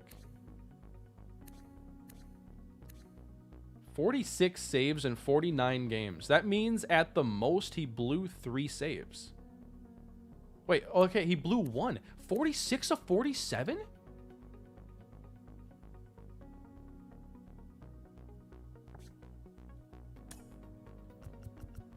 Yeah, he's going to want to get paid for that too.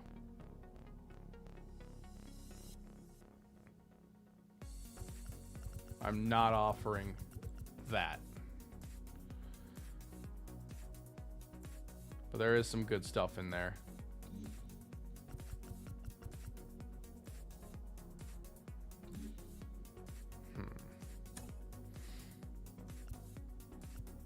Markets are picking up for a few of these players, but still some that haven't.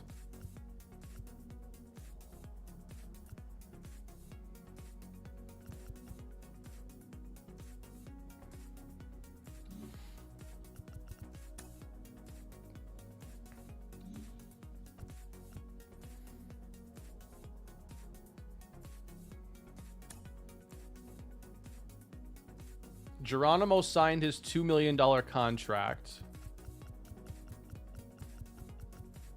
Valdez for $12 million. Okay.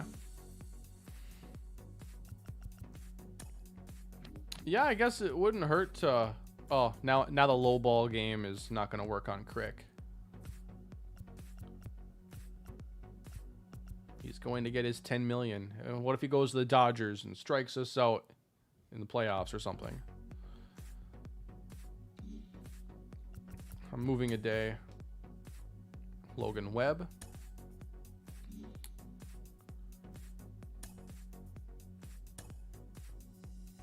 Moises Gomez. I know that name. Genesis Cabrera. Kyle Tucker. When are these other players that I want to possibly trade for sign?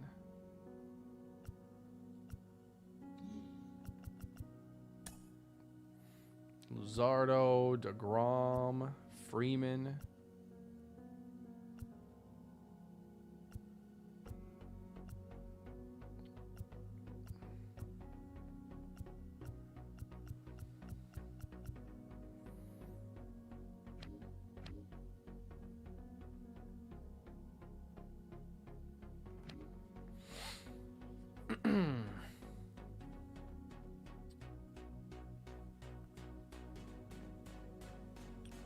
Got $24 million right now, and that's with Burns under contract.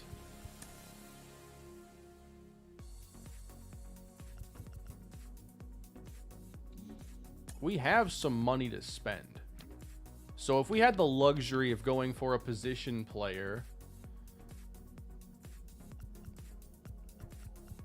we could go for an infielder or an outfielder. I mean, we have Edwards and Veen, who would be new starters.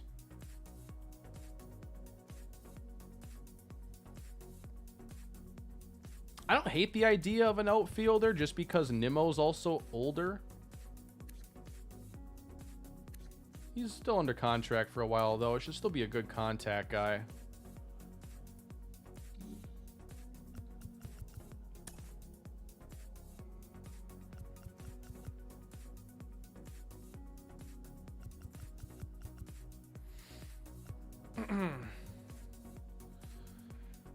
So there's still Reynolds out there, and there is Kyle Lewis. A little more power than Reynolds, but less contact.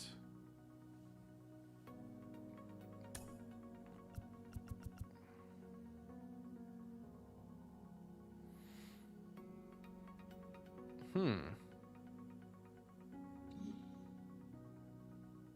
can't believe we lost Solak. I was not expecting that at all. I don't want Hampson because that role is really filled by last year's Rookie of the Year, Ryan Vilade. He doesn't play outfield, but all the infield spots are taken care of by him. And I want to see him continue to develop. No, you don't want Veen in center field if he only has 52 speed. So with this current setup here, there's just not a lot of speed in the outfield is the problem. Do you really want David Geronimo in center field? Like, Veen would be the best defender, but in the Coors Field outfield, they're at 59 speed, and this lack of speed in the outfield, you'd be giving up a lot of bases.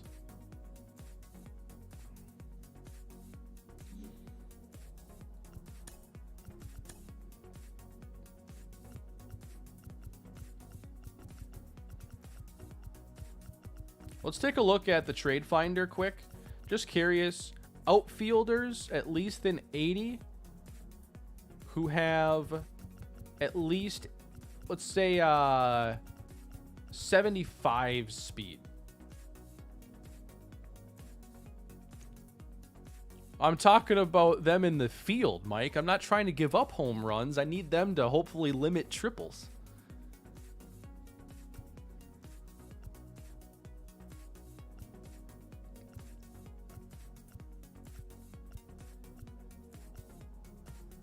Oh, Dominguez is up now playing for the Yankees. Daza's an 83.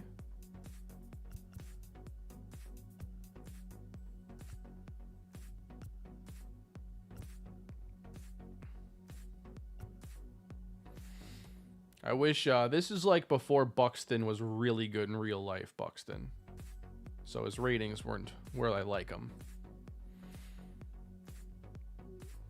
How's it going, CTF? Good to see you. And thank you to everybody that's been watching the stream. Over 600 of you. And by the way, as soon as I am done today, keep in mind, once I'm done, over on the second channel, Perry Cummings' Road to Glory finale will be up. And you can watch that as soon as the stream is over.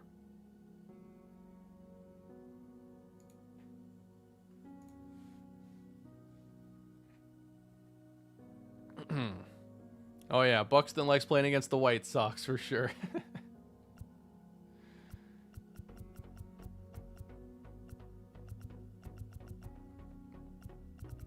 All right, the center fielders aren't really doing it for me as much. Let's see the left fielders. Rosarena's got some pop. Tyler O'Neill. I mean, there's always the possibility of going after Reynolds again. Pearson is the guy, though, who's got more speed and is the best fielder. So that's another player to consider. Like, this could be Jacob Pearson, even.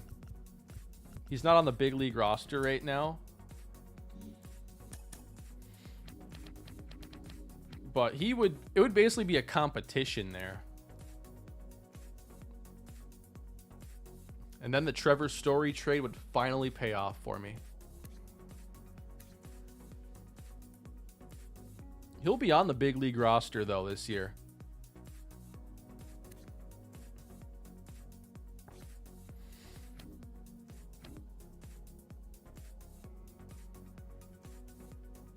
I just think Veen is more of a left fielder. Well, he's listed at right field. So he's supposed to be a corner guy. I'm not going after Corbin Carroll because it's a rival team.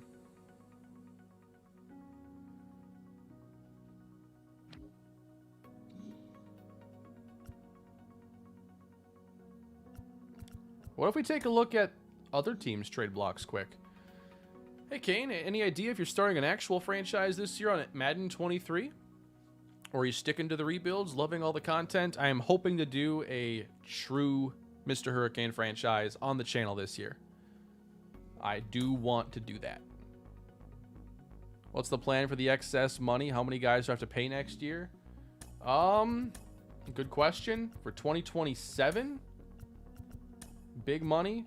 I mean, Bell is a free agent after this year. We're shopping Burns right now. Chirinos. It's not bad next year at all. We got relief looking ahead to 2027. So, in case you've missed anything, we have Severino. We picked up Dustin May and Zach Gallen today. Really excited about those two additions. I'm now trying to trade Corbin Burns. And I want to add more relief pitching, I think. We have Rogers, Dominguez, Curtis. The highest rated Sims is the one that none of us are excited about because he was terrible last year. But I think there is a good setup right now. We're just filling out the bullpen and looking to see if there's another impact guy out there. And then we lost out on Nick Solak in free agency by surprise. So the starting lineup is likely to have two new starters that we're familiar with.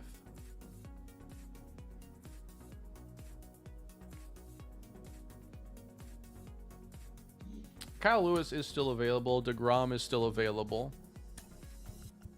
Let's see. I wanted to check out trade blocks. Mike, by the way, did you see that one guy drafted Mark Andrews at 12 overall in our dynasty draft? Solak went to the Cubs like 6 years, 90. It was 6 years, $87 million.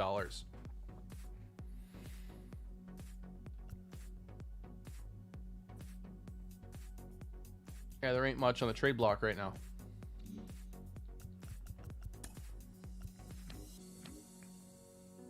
So Alexander got signed. I decided not to go all in for him. Nick Goody.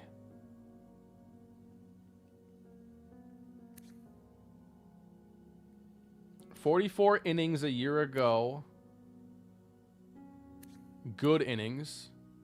B. Cole, new member. Appreciate that. New member on the channel. Thank you for all the new members today, all the super chats. It's been awesome streaming here again, and not just because of members and super chats. It's just been a fun stream. I haven't done something like this in a long time, so it's fresh. I think we go for Goody. Strikeout guy, was borderline elite last season. We're not looking for high leverage from him or anything. Just another good one-inning guy. We got to put the money somewhere. I think he's a good player. What do we have to top here? 17 over 2.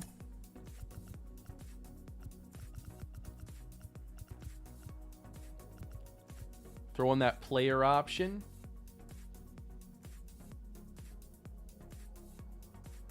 He is a strikeout guy. Let's put it there for now. Still got money.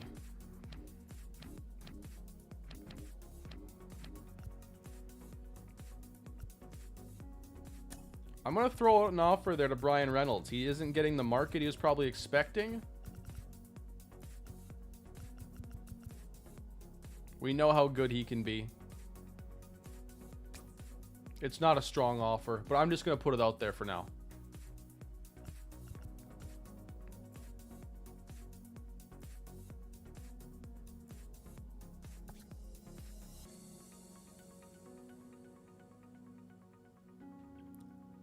I did not see that. They lined up Seen as a linebacker.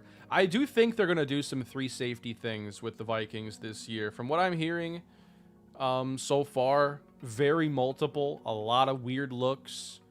They're going to move around Zadarius Smith and Daniil Hunter. They're going to experiment with 3 safeties, Cam Bynum, Harrison Smith, Lewis Seen. Hopefully they're not throwing too much at them, because you don't want to see a confused defense with a bunch of coverage breakups and everything. But hopefully there's enough leadership there in the secondary with Harrison Smith and Patrick Peterson to where that's not as much of a problem.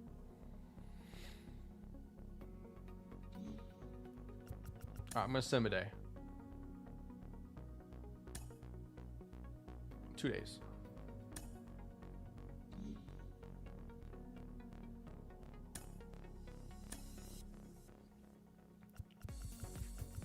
Still waiting to see when the Those players are traded. The Royals recalled Chris Bubich. Does that mean they signed him? How can you move a guy if he's not under contract, right?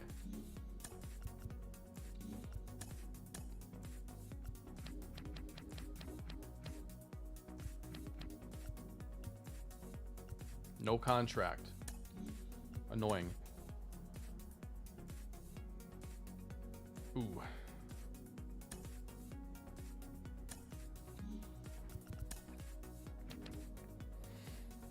All right, we have to play a little more aggressively, it looks like, for Goody.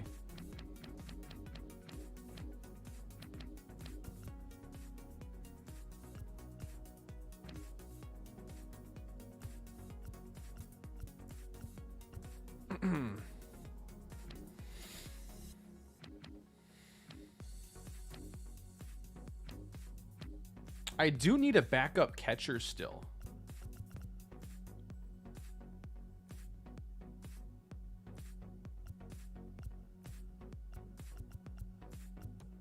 What is Dom Nunez rated, and is he available?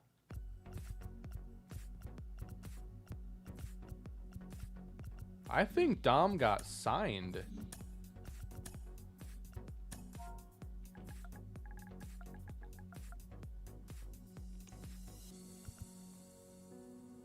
Oh, he's with us, but not under contract. Okay.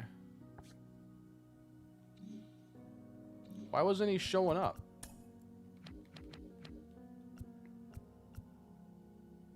Should be right there. I guess he's in this spot only.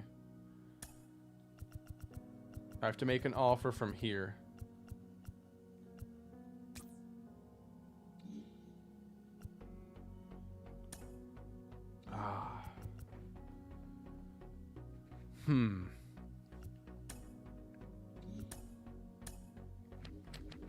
I want to see if I put Austin Martin on the block here, what I could possibly get as far as pitching goes.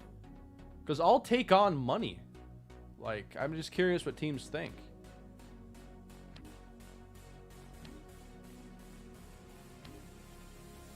So even though he has A potential and he's 27, no one's offering like a ton for him.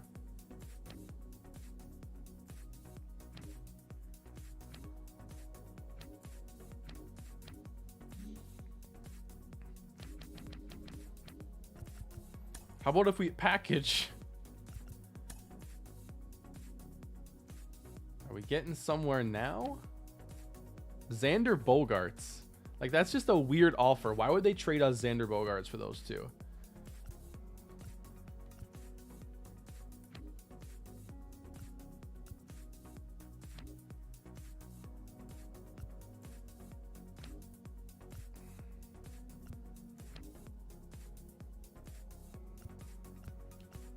That would be interesting right there.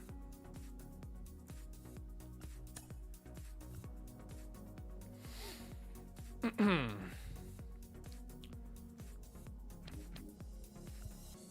million, we could eat that.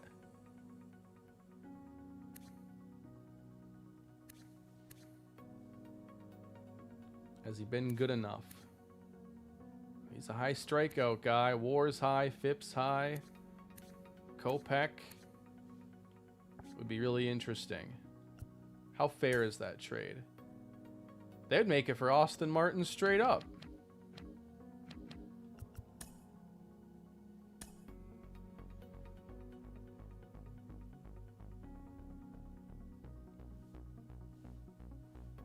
He's on a 3-year deal. And Kopech does have multi-inning upside. Okay.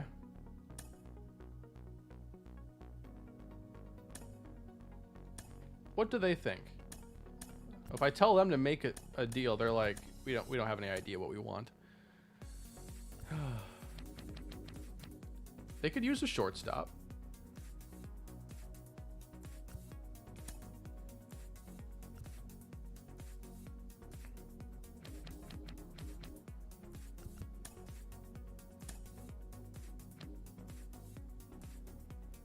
Kopech might be glitched. Your game is glitched. What is this mean? They'll trade players for anything? Oh. Well, I don't think that's fair. I see what you're saying. Yeah, I'm not trying to screw any team over. Is there a way for me to, like, fix that? Because I want trades to be fair. I don't need any more help than the logic's already giving me.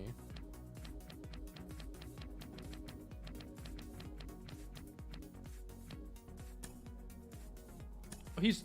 Oh, okay. Okay.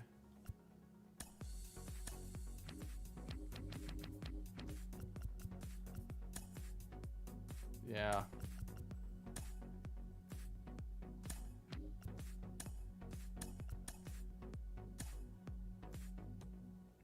It's because he's an expensive reliever. The only fix is using the trade finder and the base offers they give you. Yeah, and if I say I want Kopech, what do you want? They say we don't have a trade that we want. So I think Kopech would be off limits.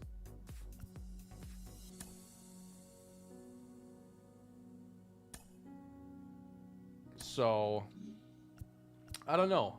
Wow! Reynolds took it. Reynolds is back. He took the deal. 1 year, $19 million. It's still a big raise for him, but it's not the big deal he was expecting.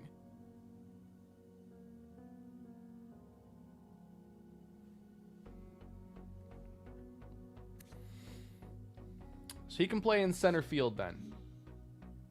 We're back to that being a good situation. I originally didn't want to make that move, but we had the money.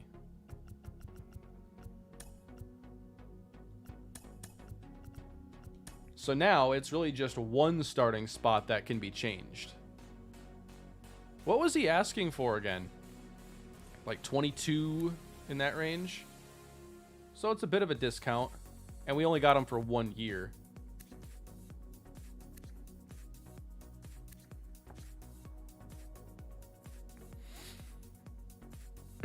But I didn't expect to lose on Solak. So I wanted to bring back 2 players, and I have. It's just now Bell and Reynolds instead of Bell and Solak.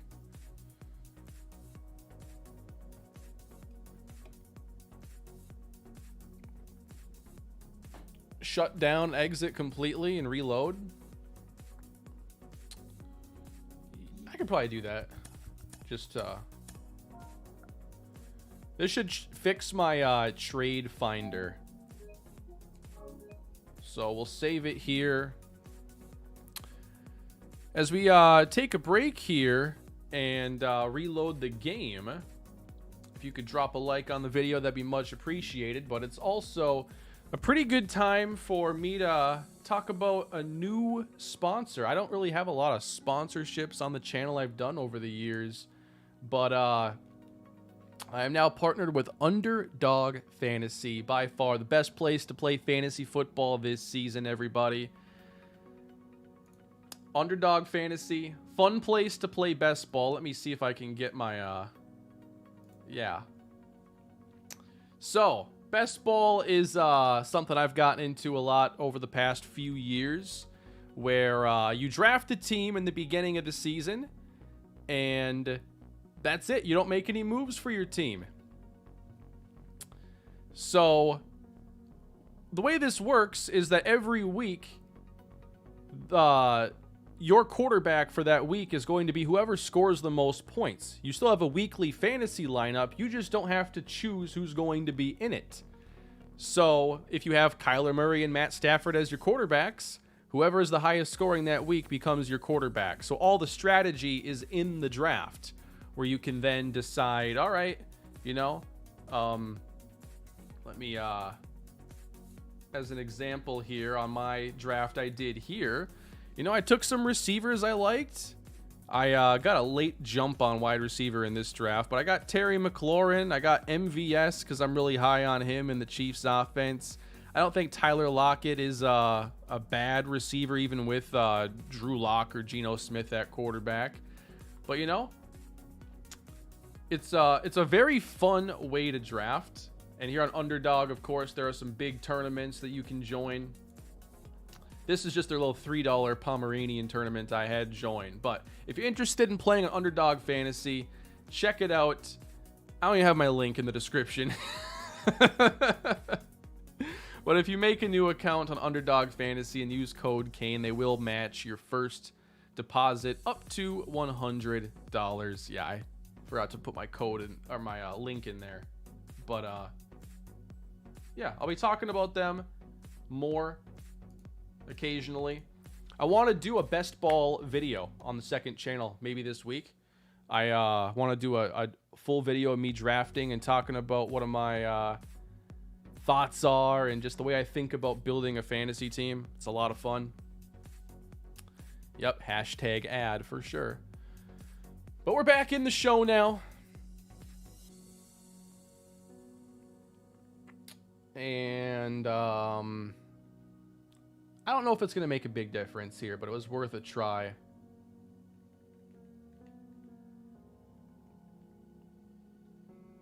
So, do they have interest in trading Kopech? They actually would.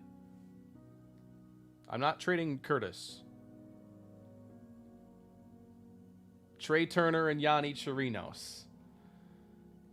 Interesting. This did fix it. Thank you for that that heads up, by the way.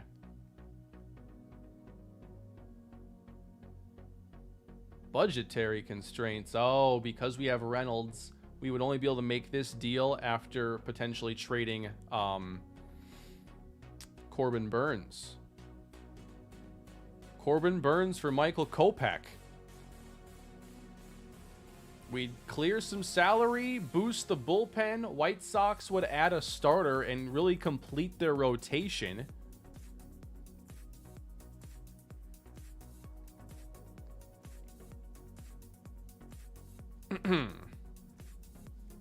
We'd have to throw in more to the deal, though. Do we think that'd be a reasonable trade? Mike, you're the White Sox fan here. If this was your starting lineup or your starting pitchers, you'd be 5 deep. I mean, Garcia was last year. You can't just look at overall.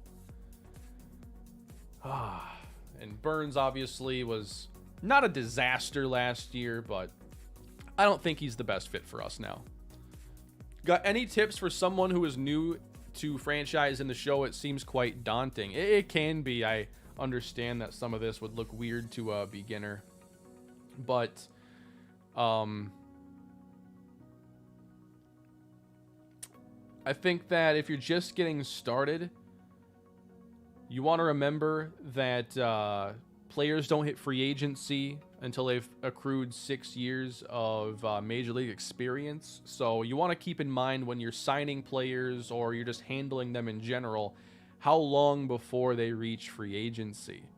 Like all our veterans here, of course, would be eligible. But if we go to David Geronimo, for instance, we have what's called team control, where nobody else has a chance to negotiate with him until 2029. So that's a big part of it. And it's very much a developmental, patience-based deal in baseball.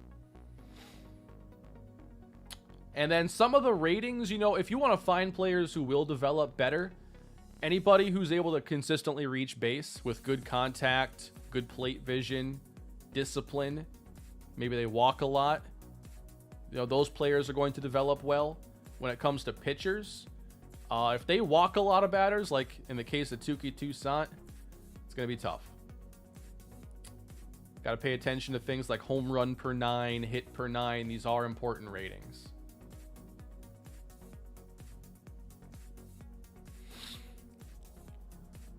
Scroll through their lineup. Yeah.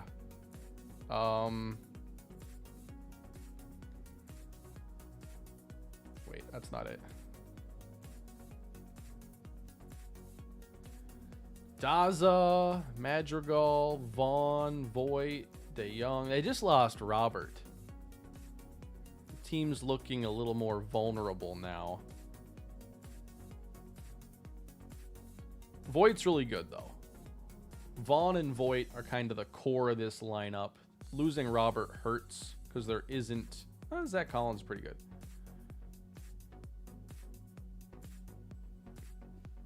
Oh, here we go again.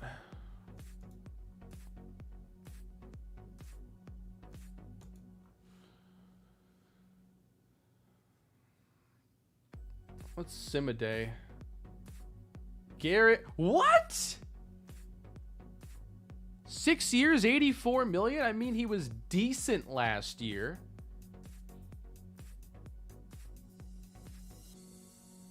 Why that much?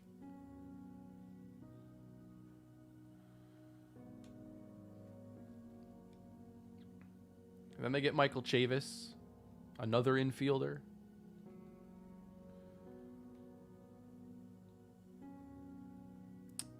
So at the moment, we don't have a lot of money available. But if we trade Burns, we will.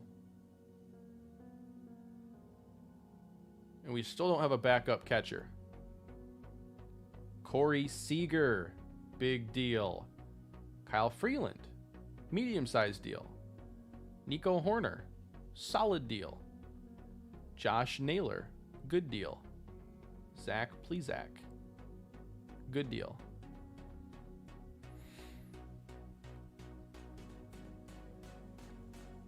Trent Grisham got the 30 from the Mets.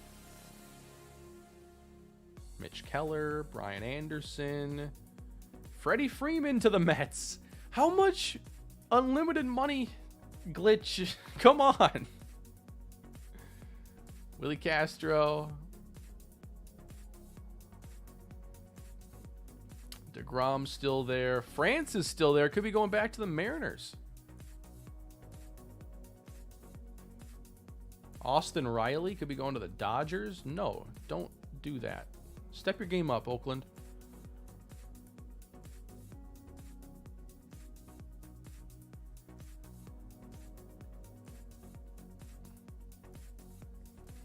It's becoming very clear to me that I do need to trade Burns. Like, I can't just roll with this. I need the money now.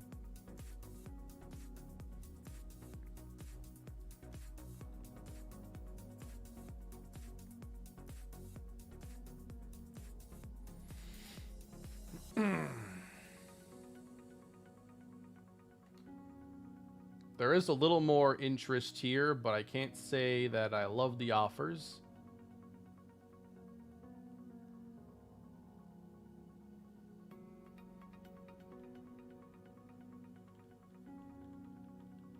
Where are our friends in Kansas City?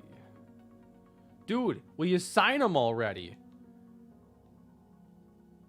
Tommy Edman. Aaron Savali, 10 a year. Austin Gomber. Man. Don't you love when guys bounce back when they leave our team?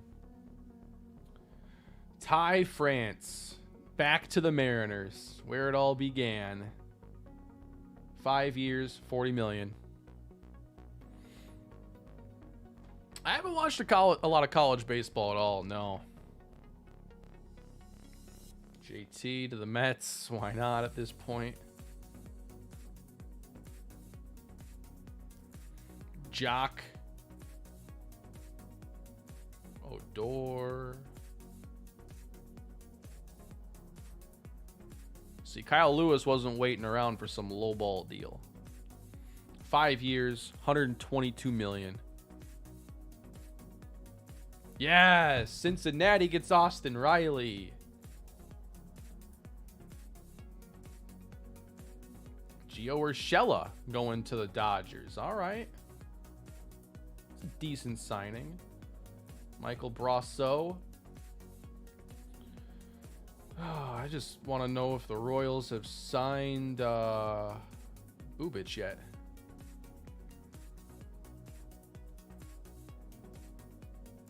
Oh, it's going to his arbitration hearing. That's why it's still going. His hearing will be like, I think this day or somewhere in here.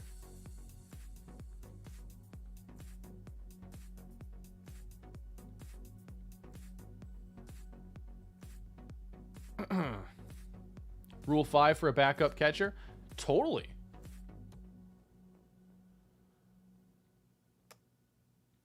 Rule 5 draft. Let's go. Oh my God, that name is so good. Braxton Ashcraft? Are you kidding me? No way that's a real player, right?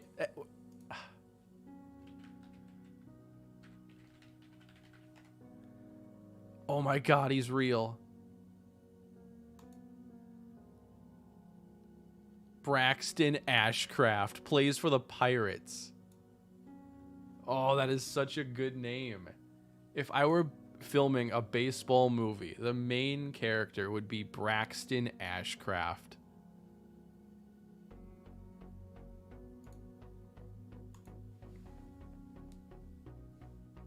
I played on the same team as him in high school. Was he a beast? He was 6'5". I don't know what he was in high school. 6'5", skinny, under 200 pounds.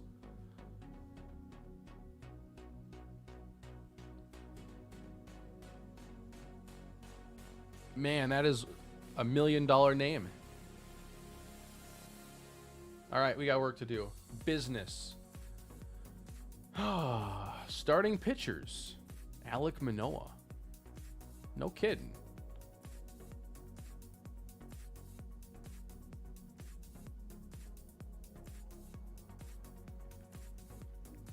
Hasn't seen the same development as in real life. Oh, I was trolling. I was giving you the benefit of the doubt, but never again. Wait, maybe I was somewhat... Okay, somebody else. Somebody else said that.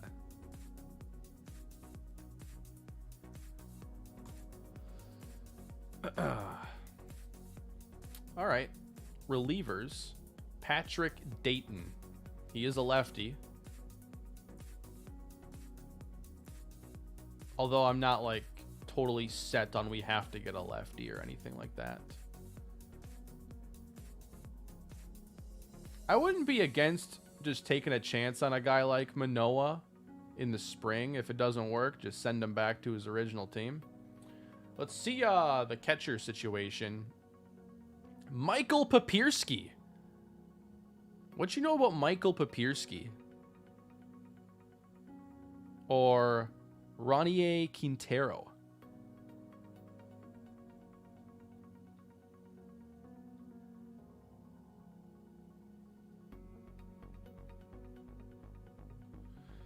Quintero is better against righties, and obviously, like, I wouldn't want to give Schaefer off days against lefties. Quintero is also a better defender, and he's 24.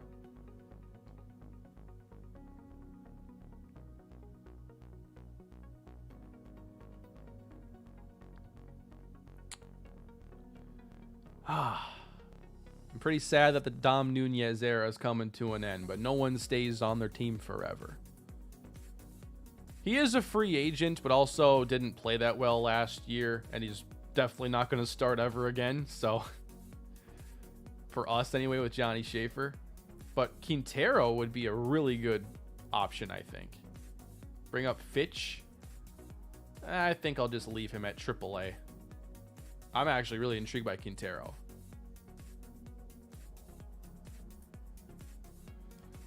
We're taking him.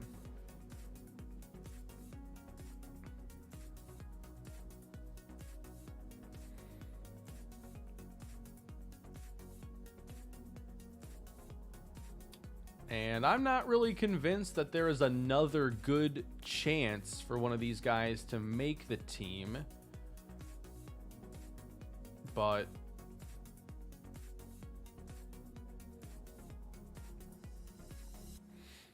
like I said, maybe you take a chance on a pitcher, see if they slot into the rotation or not.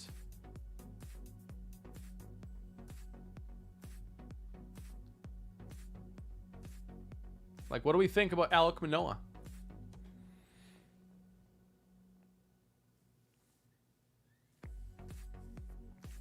He's really 6'10". Yeah, he looks tall right there. 6'11". From Minnesota. You kidding me? You got two 27-year-olds here. 6'6" and 6'11".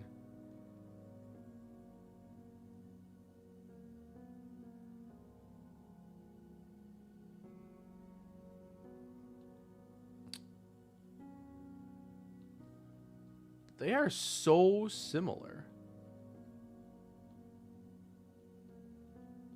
Like, these ratings are like the same. I hear Mike Redmond is available. Who's he managing these days? Or where is he managing?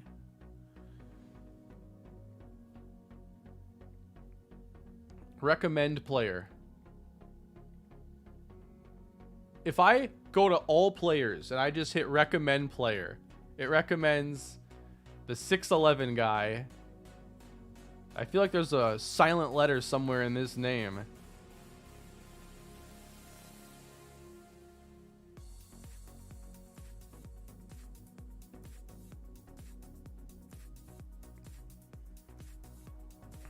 All right.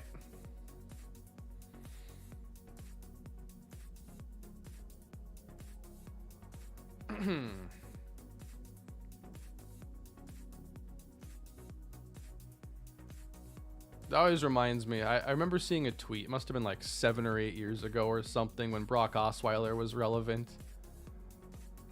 It was just someone saying Brock Osweiler is very tall at football. I've been laughing about that ever since. I thought it was pretty funny.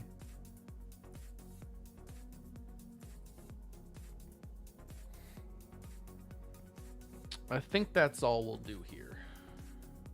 That was a good Rule 5 draft. I said we had about 2 spots. We have a speedier outfielder in Jacob Pearson.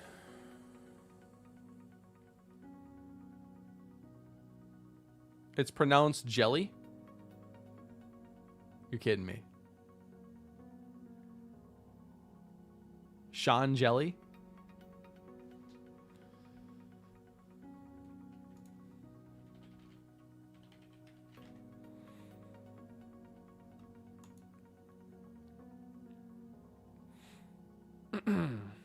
He's currently with the San Francisco Giants organization.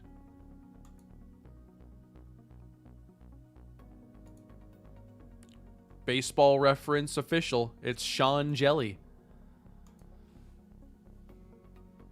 He jams a lot of hitters. That's what I'm talking about. You know, he's the kind of guy you bring into your clubhouse too, and everything is just going to gel a little bit better. Good morale guy.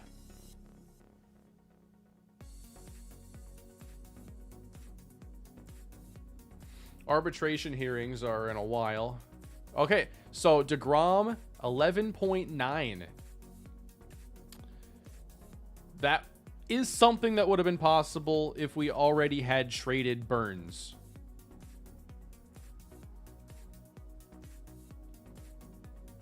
I have $4 million right now.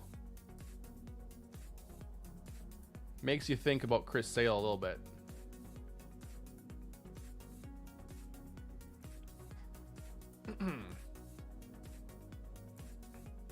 But like the way I'm going to make my move is by being able to trade Burns, and I think the player I want is still unsigned, so I can't make the trade. You hurry up. They're going to their meetings. They're going to wait.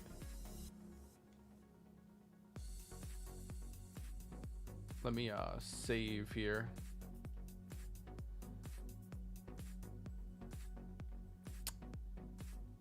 Yes, Mike, looking forward to it tomorrow. Have a good night.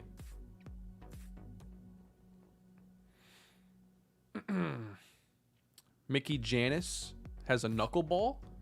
You have my attention. The league needs more knuckleball pitchers. Like, we need the modern day Tim Wakefield or R.A. Dickey. Where are those guys? You can't tell me that a knuckleballer wouldn't have value in a league full of guys swinging for the fences every time they come to the plate. Bring back the knuckleball.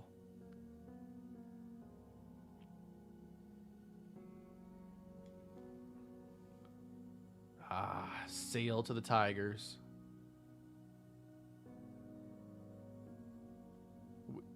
Now the hearings, it just depends on if it's their turn or not.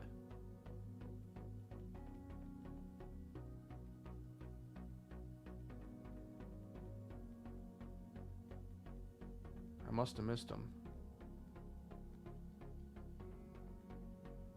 $3.4 million.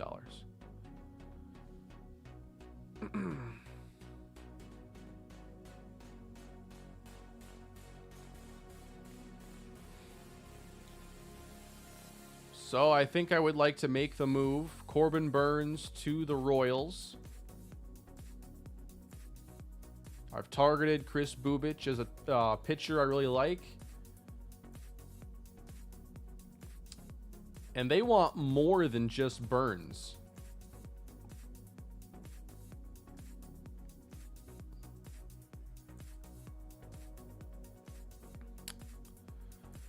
So, to make this happen, I'm sure I can just include, like... Well, they won't do it for that.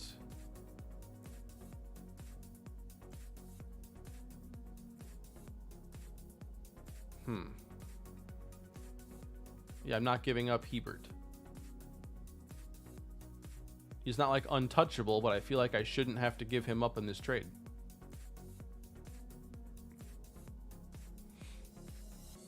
I'm having to give up a lot for him. Martin and then add a piece from their side.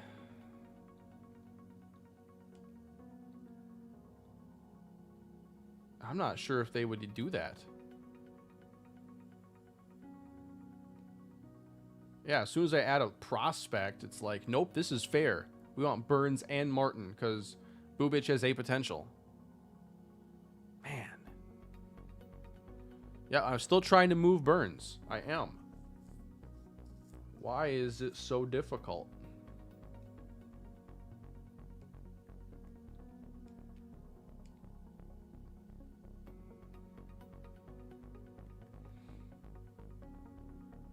A potential at 31 years old? Yeah, that's a trap.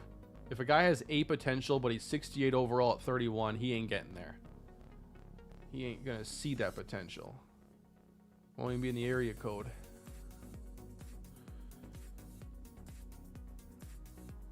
There's just not a lot of love for him around the league.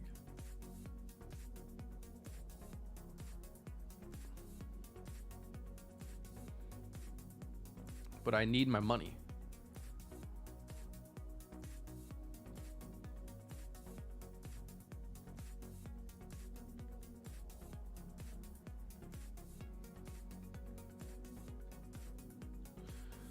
So, who am I willing to part ways with?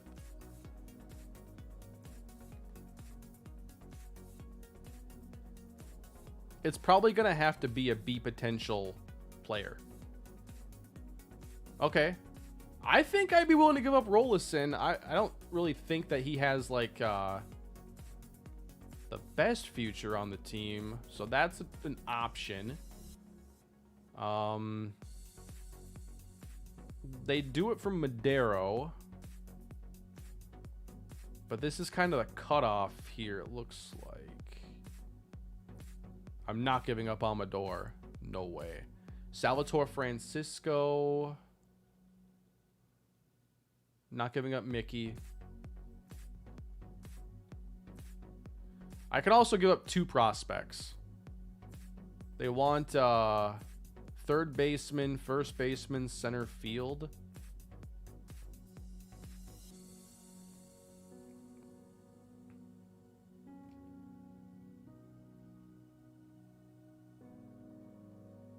How about Elvis Esposito?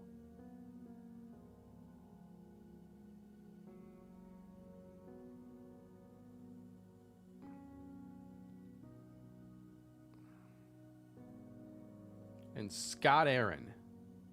Do we think that's fair? It's not like it's just 2 meh prospects. We're already giving up Burnes. Connor Blair? I mean, I want to give them a good deal. They do want an outfielder. Blair would be a fit. And I don't think that he's got, like, a huge chance to break out with us. 27 years old. Yeah, you guys like Blair? They want more than Blair. This team. All right. We could trade them just anybody. Doug Rowland. All right. This frees up some money for us, gives them a prospect and a starter right now. Burns for them would slot into their third spot, probably G's.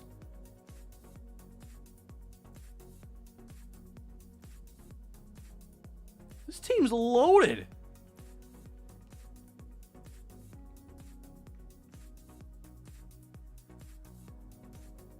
It looks really good.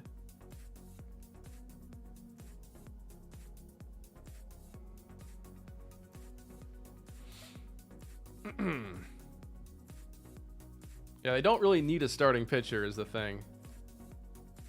Shane McClanahan. 2 years from... Now, I think... we'd have to give up a little more for McClanahan if that's what we wanted to do. Coming off a down year. Well, these numbers would disagree. Oh, let me just take one little look.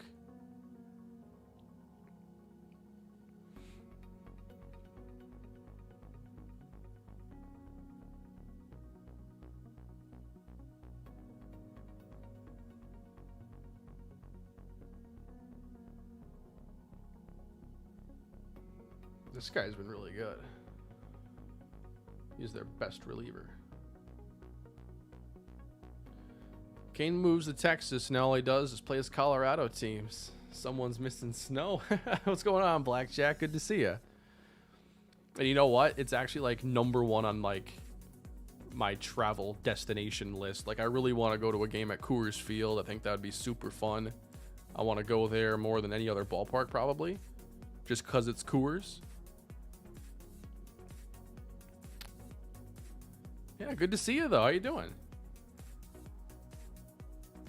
In our Dynasty League, round 2, pick 1, Najee Harris. So I think that team now has, they took Mark Andrews with the 12th pick. It's a Dynasty League. So you have these players for as long as you want. They got Mark Andrews and Najee Harris. I just don't see taking Andrews in the first round like that. Red Rocks Amphitheater, I keep hearing, is a blast. Mike, what's your take on that team? I love getting Najee because there are no bell cow running backs anymore these days, and Harris is one who might actually get that treatment, and he's, you know, entering second year. That's why I like him a lot.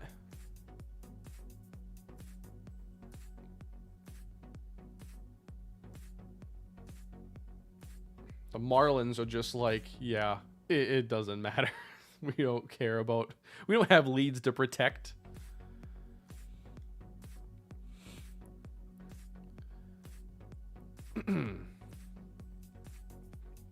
Doing good, ready to transition out of my job soon. Yeah, I remember you were talking about that not long ago. Looking for a change. Hopefully getting into something you want to do. Gives you that time flexibility I know you've been searching for.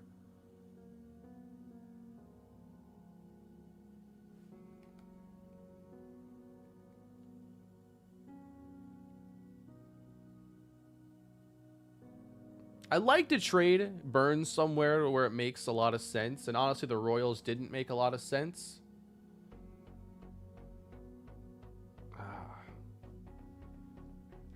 Munoz has had some struggles here. Like, who needs starting pitching?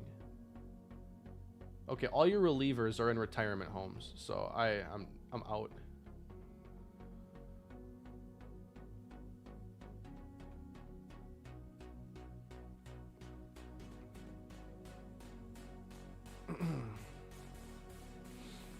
Munoz tops 103. That just can't be good for your arm to throw that fast.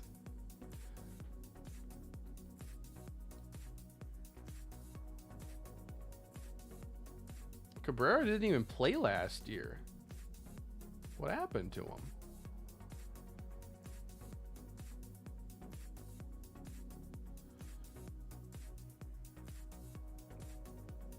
He's already had Tommy John, had it at 21. He throws 103 after Tommy John. Man. It's just not safe to be throwing that fast. Where are the Angels at? Who had they offered me earlier?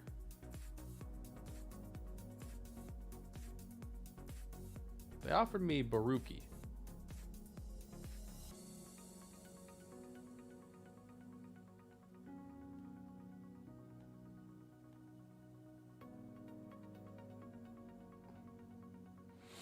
Yeah, what am I going to do here?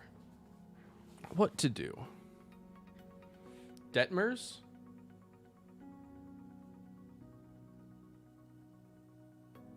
He's not there. They have Braxton Ashcraft, though. I'm really interested in him. I can't. I literally couldn't trade for him. Let's see where Detmers went.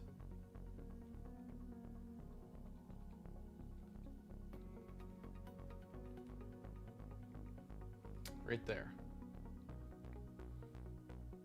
Man. Coming off a down year. In some ways. He's still a 1.4 WAR player.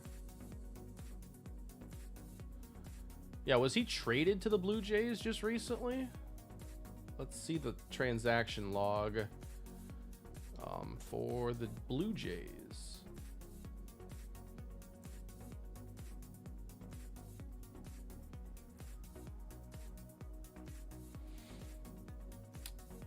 A lot of signings. Is there a trade somewhere in there? Or was he just a free agent, perhaps?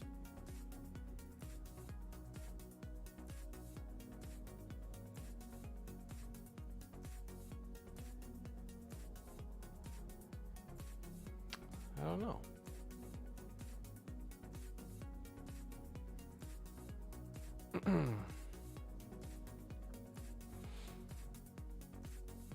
Was it a trade finder deal is that we're talking about? Sorry, I'm getting all over the place here. I need MLB ready pitching. Michael Fulmer, Williams Astudillo. As much as I like Astudillo, I just don't know if it's the right call. All right, where are the Blue Jays at? They're not calling right now.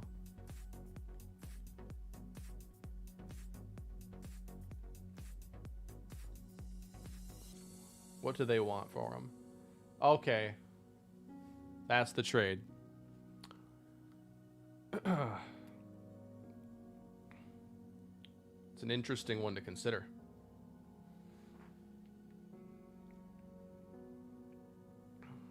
Because we'd be able to dump the salary. They'd get a prospect out of it. We get a 26-year-old. I think I'm liking this. I think it makes sense from their perspective because, like, they're getting Burns and Martin out of it. And we're getting a player who had some good peripheral stats last year.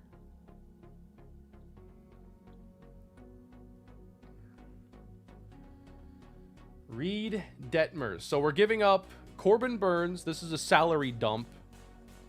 He wasn't very good last year. He wasn't a train wreck either. Like, he's still a good pitcher. Just last year was down, and hopefully he bounces back. Martin, though, I am okay moving off of. He's good, not great as a prospect. All right. All right, chat, you did it. Chat is the new GM. You are the mind, I am the body. Just tell me what you want.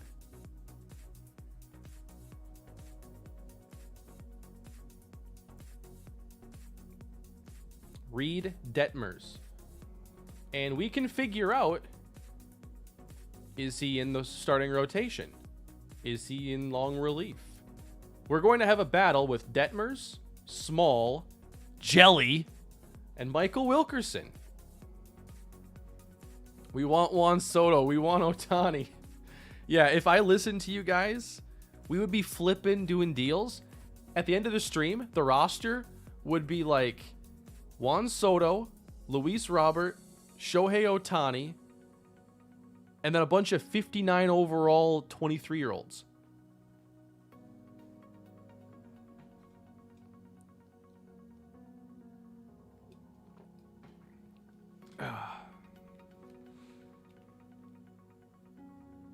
Good job, chat.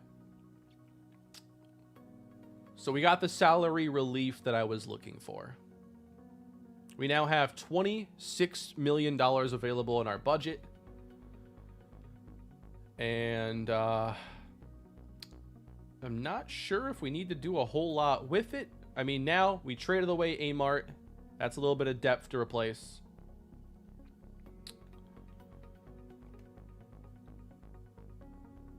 So we could use an infielder.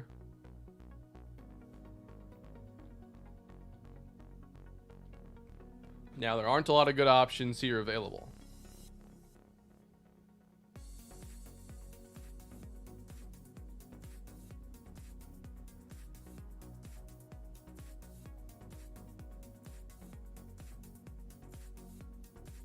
We'll see. Maybe I end up making a trade to get a player if I feel the need to. We have the money to do it, is the main thing.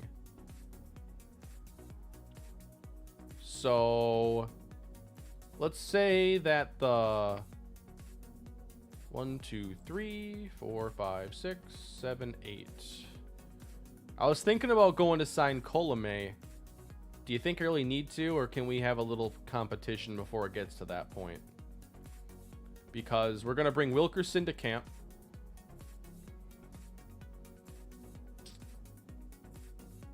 And then for the bullpen, I really want Ramirez to make it, but it doesn't have his minor league numbers, but he just hasn't panned out like I hoped he would when I traded for him, which was back in, I think, 2023. So we're 3 years into this idea. Yeah, Valade is really nice to have on the bench. And that's another reason why moving Austin Martin didn't really bother me. What is he listed at? Shortstop, that's right. That's his primary spot. Anywhere in the infield. And then you have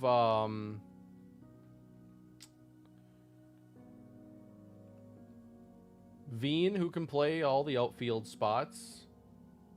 We'll bring up Jacob Pearson, so that's 2 outfielders. Then you have Valade on the bench. And then at that point, you just need 1 more infielder.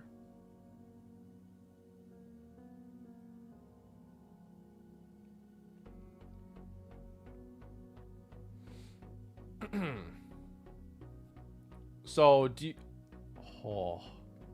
if we need another infielder, I would love for it to finally be time, but I just think it might be rushing things a little bit. I want him up. There's also Errol Vera. Amador's the one, though, that I'm just fascinated by. Does Nimmo and Veen split more? No, wouldn't force it. I mean, Nimmo's still a leadoff guy. Gonna probably be one of the better batting averages on the team.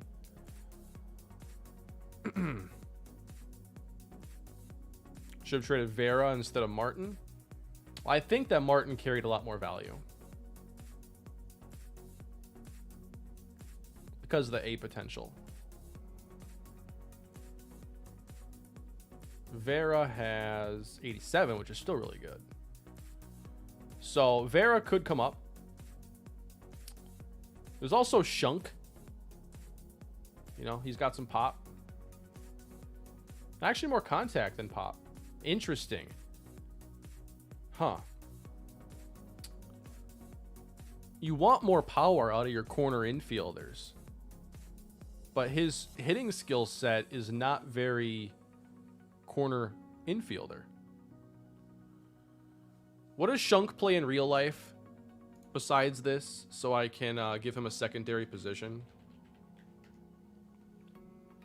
I'm just going to see what he's been playing as in real life. They have him listed at third base. All right.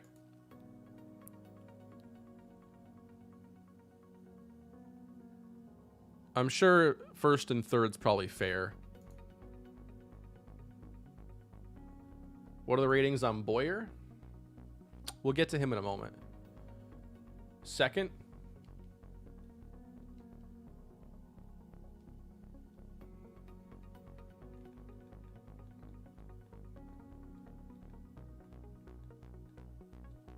Yeah, let's do third, and I wish I could do like everything but short here. Should I just go infield?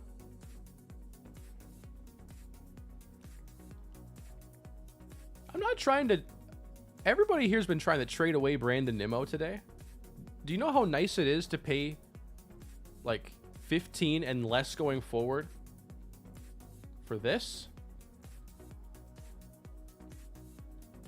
I mean, we need him on base when Devers and Bell go yard.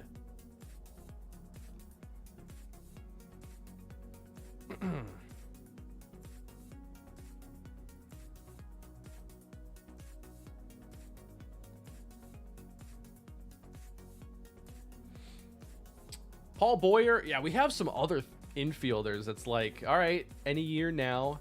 Paul Boyer, I like to see him at AAA this season. Now, he started there a year ago, I think, and was not good, so I moved him down. But he'll have a chance again. And then you get into Jason Hebert. He's another guy. Not much of a fielder right now. Let's give him first base eligibility.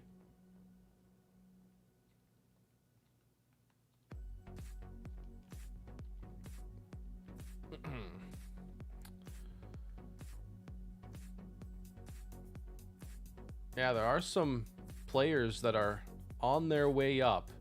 Wilkerson and Pearson will be at the big league level.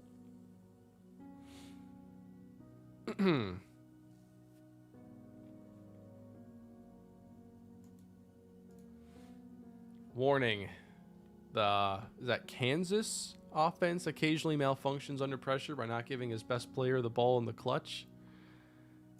Am I missing something right now?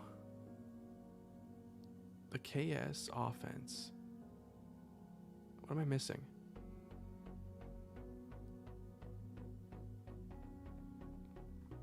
Wrong chat. I appreciate the super chat. Kyle Shanahan. I appreciate it.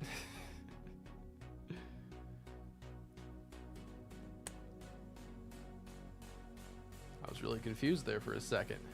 Luis Mora. Yeah, you're going up to AA at least.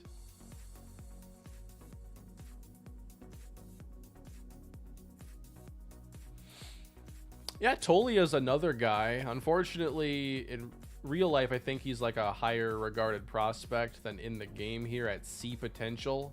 Like, it hurts only being 78 potential. He's basically at his potential. But I think that he's a bench player right now if you need him to be. I could see Tolia as one of those guys that, like, you know, every team has him. A guy who's just constantly sent up and down as needed. I think Tolia could be that guy. He's never been on the 40-man. He's eligible now for the Rule 5 draft. So he could just be a guy. He's got all his options available, you know, if you need him. And maybe we need that bench spot this year. We'll see. But he's probably more prepared to play right now than Vera and Amador, just as a pinch hit bat. So the way you do that then is Tolia, who actually doesn't play third base. It's first, left, and right, which is a little weird. But you'd want to be playing Valade more like short and second, giving those guys the rest, and Tolia gives Devers the rest. We'll see. It's not a big problem. We can definitely figure this out.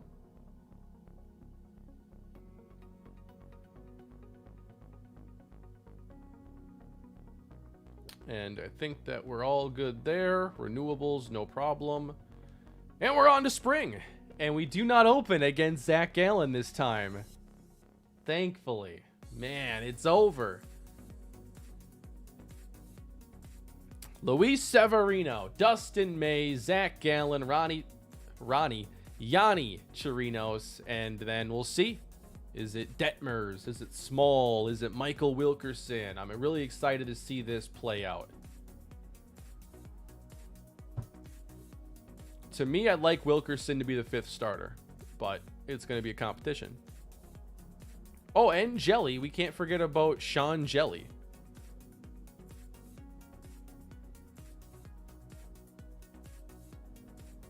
Rule 5 pickup.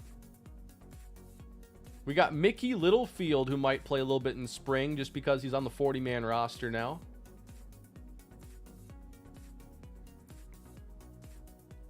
And then Amador, Vera, all those guys are going to get some play time.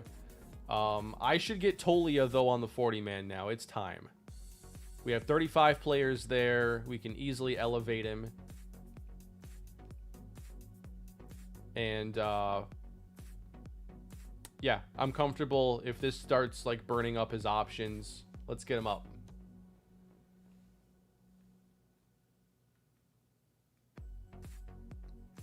So at this point, we don't have to spend this money, but it's there if we need to.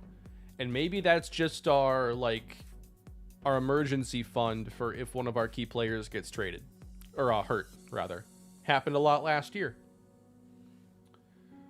So, you know, maybe it would have been a little bit better to have it all end up where we had Jake DeGrom back for $12 million and everything else happened, but we couldn't make that. Well, maybe we could have made the Detmers trade before, but either way, I'm pretty happy with this.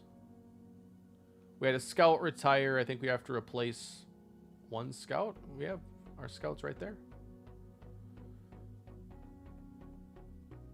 Hey, I like where this team is at, man.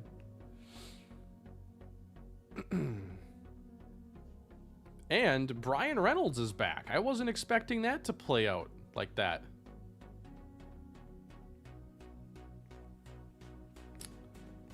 It's only for a year.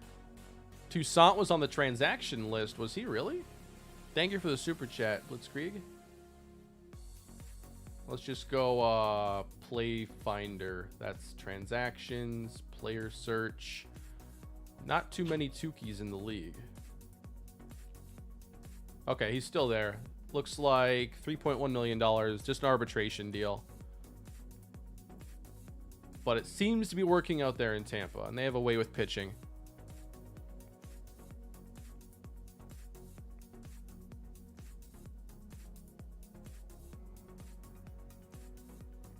So, looks like we have our team for year 6 of the Rockies franchise. It's been a great offseason, and I will be editing this down into a more digestible video. It'll be a lot shorter. And tomorrow, I'll be doing the channel member live stream where I'll get some highlights from spring training with some of these guys, and those will be included in the offseason recap that I plan to put up, I think Monday? I think Monday. So, I hope you enjoyed the offseason. I haven't streamed one of these since September of last year. It's been way too long. So, it was a great time. I'm glad there's still so much interest in this series. And it was just fun to stream again. I definitely want to do more of this. You know, I haven't done those. I never did those nights where it's just like, hey, let's play some Rockies games. Let's get some extra gameplay. Let's play a minor league game. hopefully I can get around to some of that because this was a good time. Rockies always brings out pretty good vibes, I feel.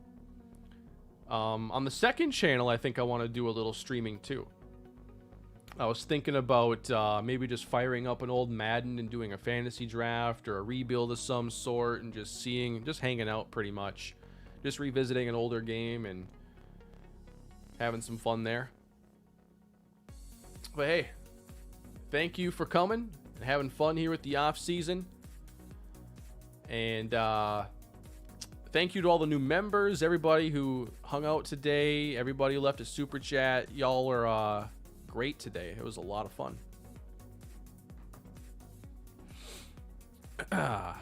Need more Madden 08? I got Madden 08. Oh yeah. Thank you for reminding me about the Perry Cummings video. Because I might have just left the room and totally forgot because I'm hungry now. Yeah, what you know about Perry Cummings? That video is going live right now, and I will see you all again soon. Thank you so much. It was a great night streaming. The Perry video is now up. I hope you guys have a great rest of your Sunday.